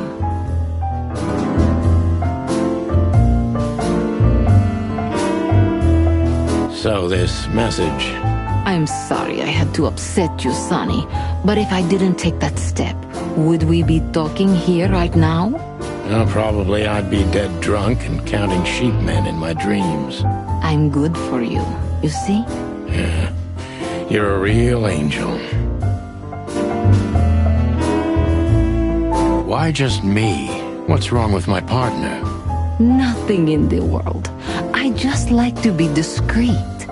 I wanted to talk to you in private because of Molly. Thank you for your discretion. It means a lot. Don't mention it. So, who's this Olivia bird? I know well what you're curious about. You want to know if she's sleeping with Ibn. The thought may have crossed my mind. You men. But guess what? Maybe she does. You don't care? As long as he loves me, I don't. Well, that's your business. What do you know about her? She's not the one threatening me. You can be sure of that. I know that was your next thought. The lovesick assistant is jealous of the boss's girlfriend and wants to flick her out of the picture. It would even stand up, but Olivia doesn't have feelings. If she let Ibn sleep with her, it's because she does what he says, nothing more.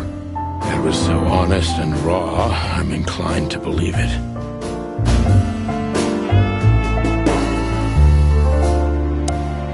Well?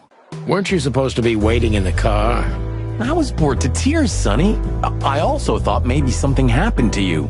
You thought Natasha had eaten me alive, huh? Well, who knows? You're such a fragile little thing. I'm too old for this, Marty. Then next time, leave the dangerous predators to me. I didn't mean that, Marty. I meant you. Oh.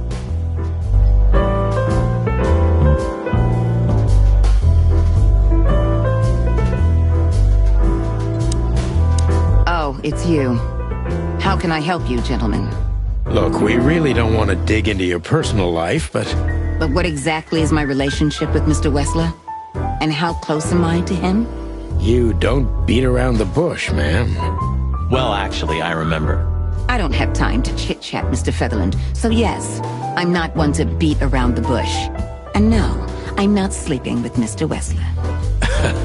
Well, thanks for the quick and straight answer. Anything else?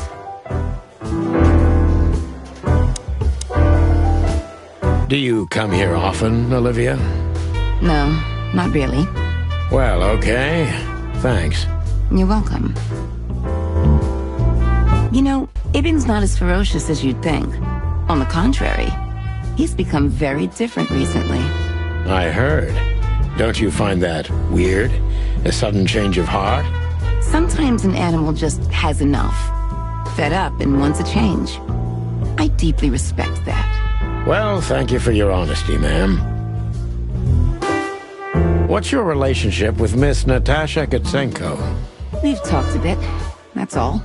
There's no tension between you? You know, the pretty secretary. Oh, thank you for your compliment, Mr. Featherland. No, no tension. Natasha's an intelligent woman. I respect her. Is that mutual? That I can't tell. If I'm not mistaken, Natasha has a weekend house in Flowerville. Yeah, that's right. Can you tell me anything about it? I've never been there. Allegedly, it's beautiful. Elegant and luxurious. Just like Natasha herself. Look, Olivia, you know, last time... Please, Marty, there's no need. Yes, there is.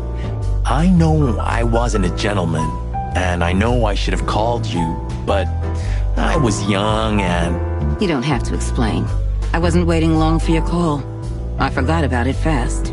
That's good to hear, I suppose.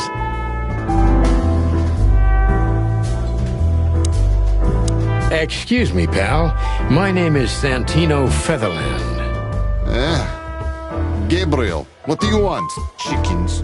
Do you happen to know where Mr. Wessler went? Do you take me for a fool? Get out of here while I'm in a good mood, birds. Okay. Thanks, big boy.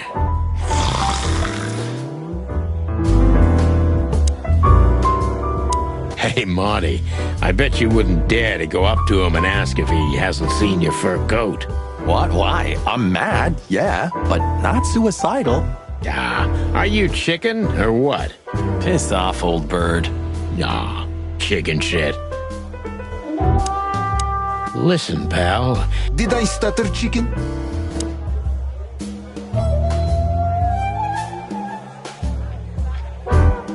Remember that old case with the fox and the raven?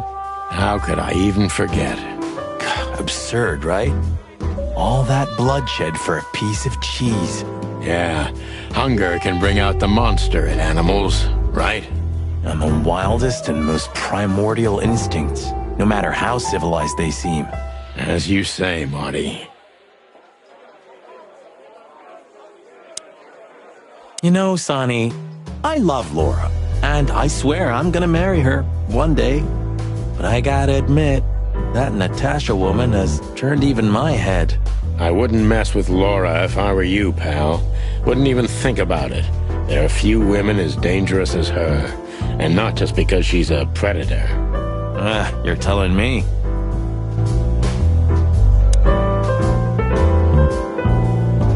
This is the life, huh? What's this guy do? Real estate? Mob accountant? Or is he a movie star? He looks like a coat hanger to me. That was actually worse than the previous joke. I try.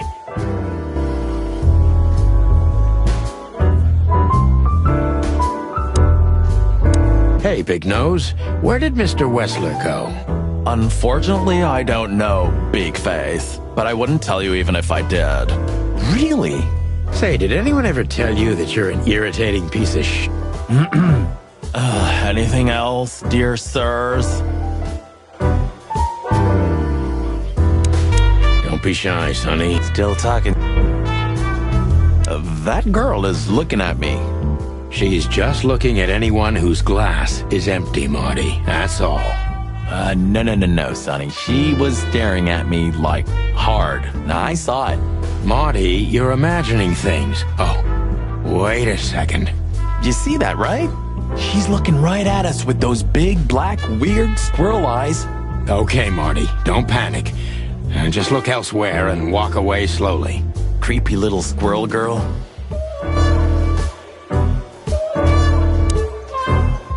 Isn't that Phil? You're right. So, have you talked to Natasha? In fact, yes. She was, kind of mysterious. I bet she was.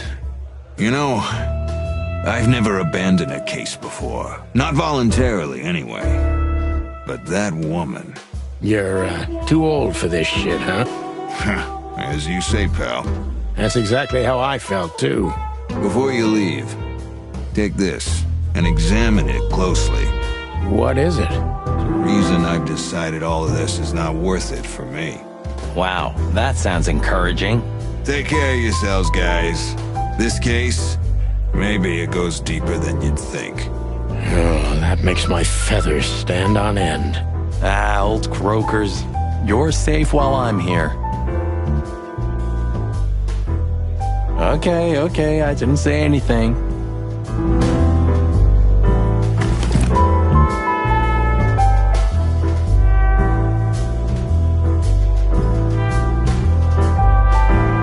Come to that? We stepped into it, didn't we? Of all that's furry, what kind of a list is this? Exactly. I have no idea, but I don't even want to find out. Those names, all top dogs. Maybe they play cards together. Sure, that's very likely. Anyway, I pried this list out of a dead man's hand. Somebody dropped him outside the forest, a few miles from the Wessler residence.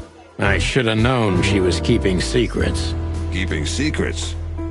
She's the secret herself. Thanks, Philmar. This could be important. Don't thank me. Maybe I've just signed your death warrant. Oh, thank you, sir. Oh, shut up, Marty. Calling booze darling, it's kind of weird, don't you think? Says someone who calls his gun collection his harem. Touché. I'll shut it. Good birdie.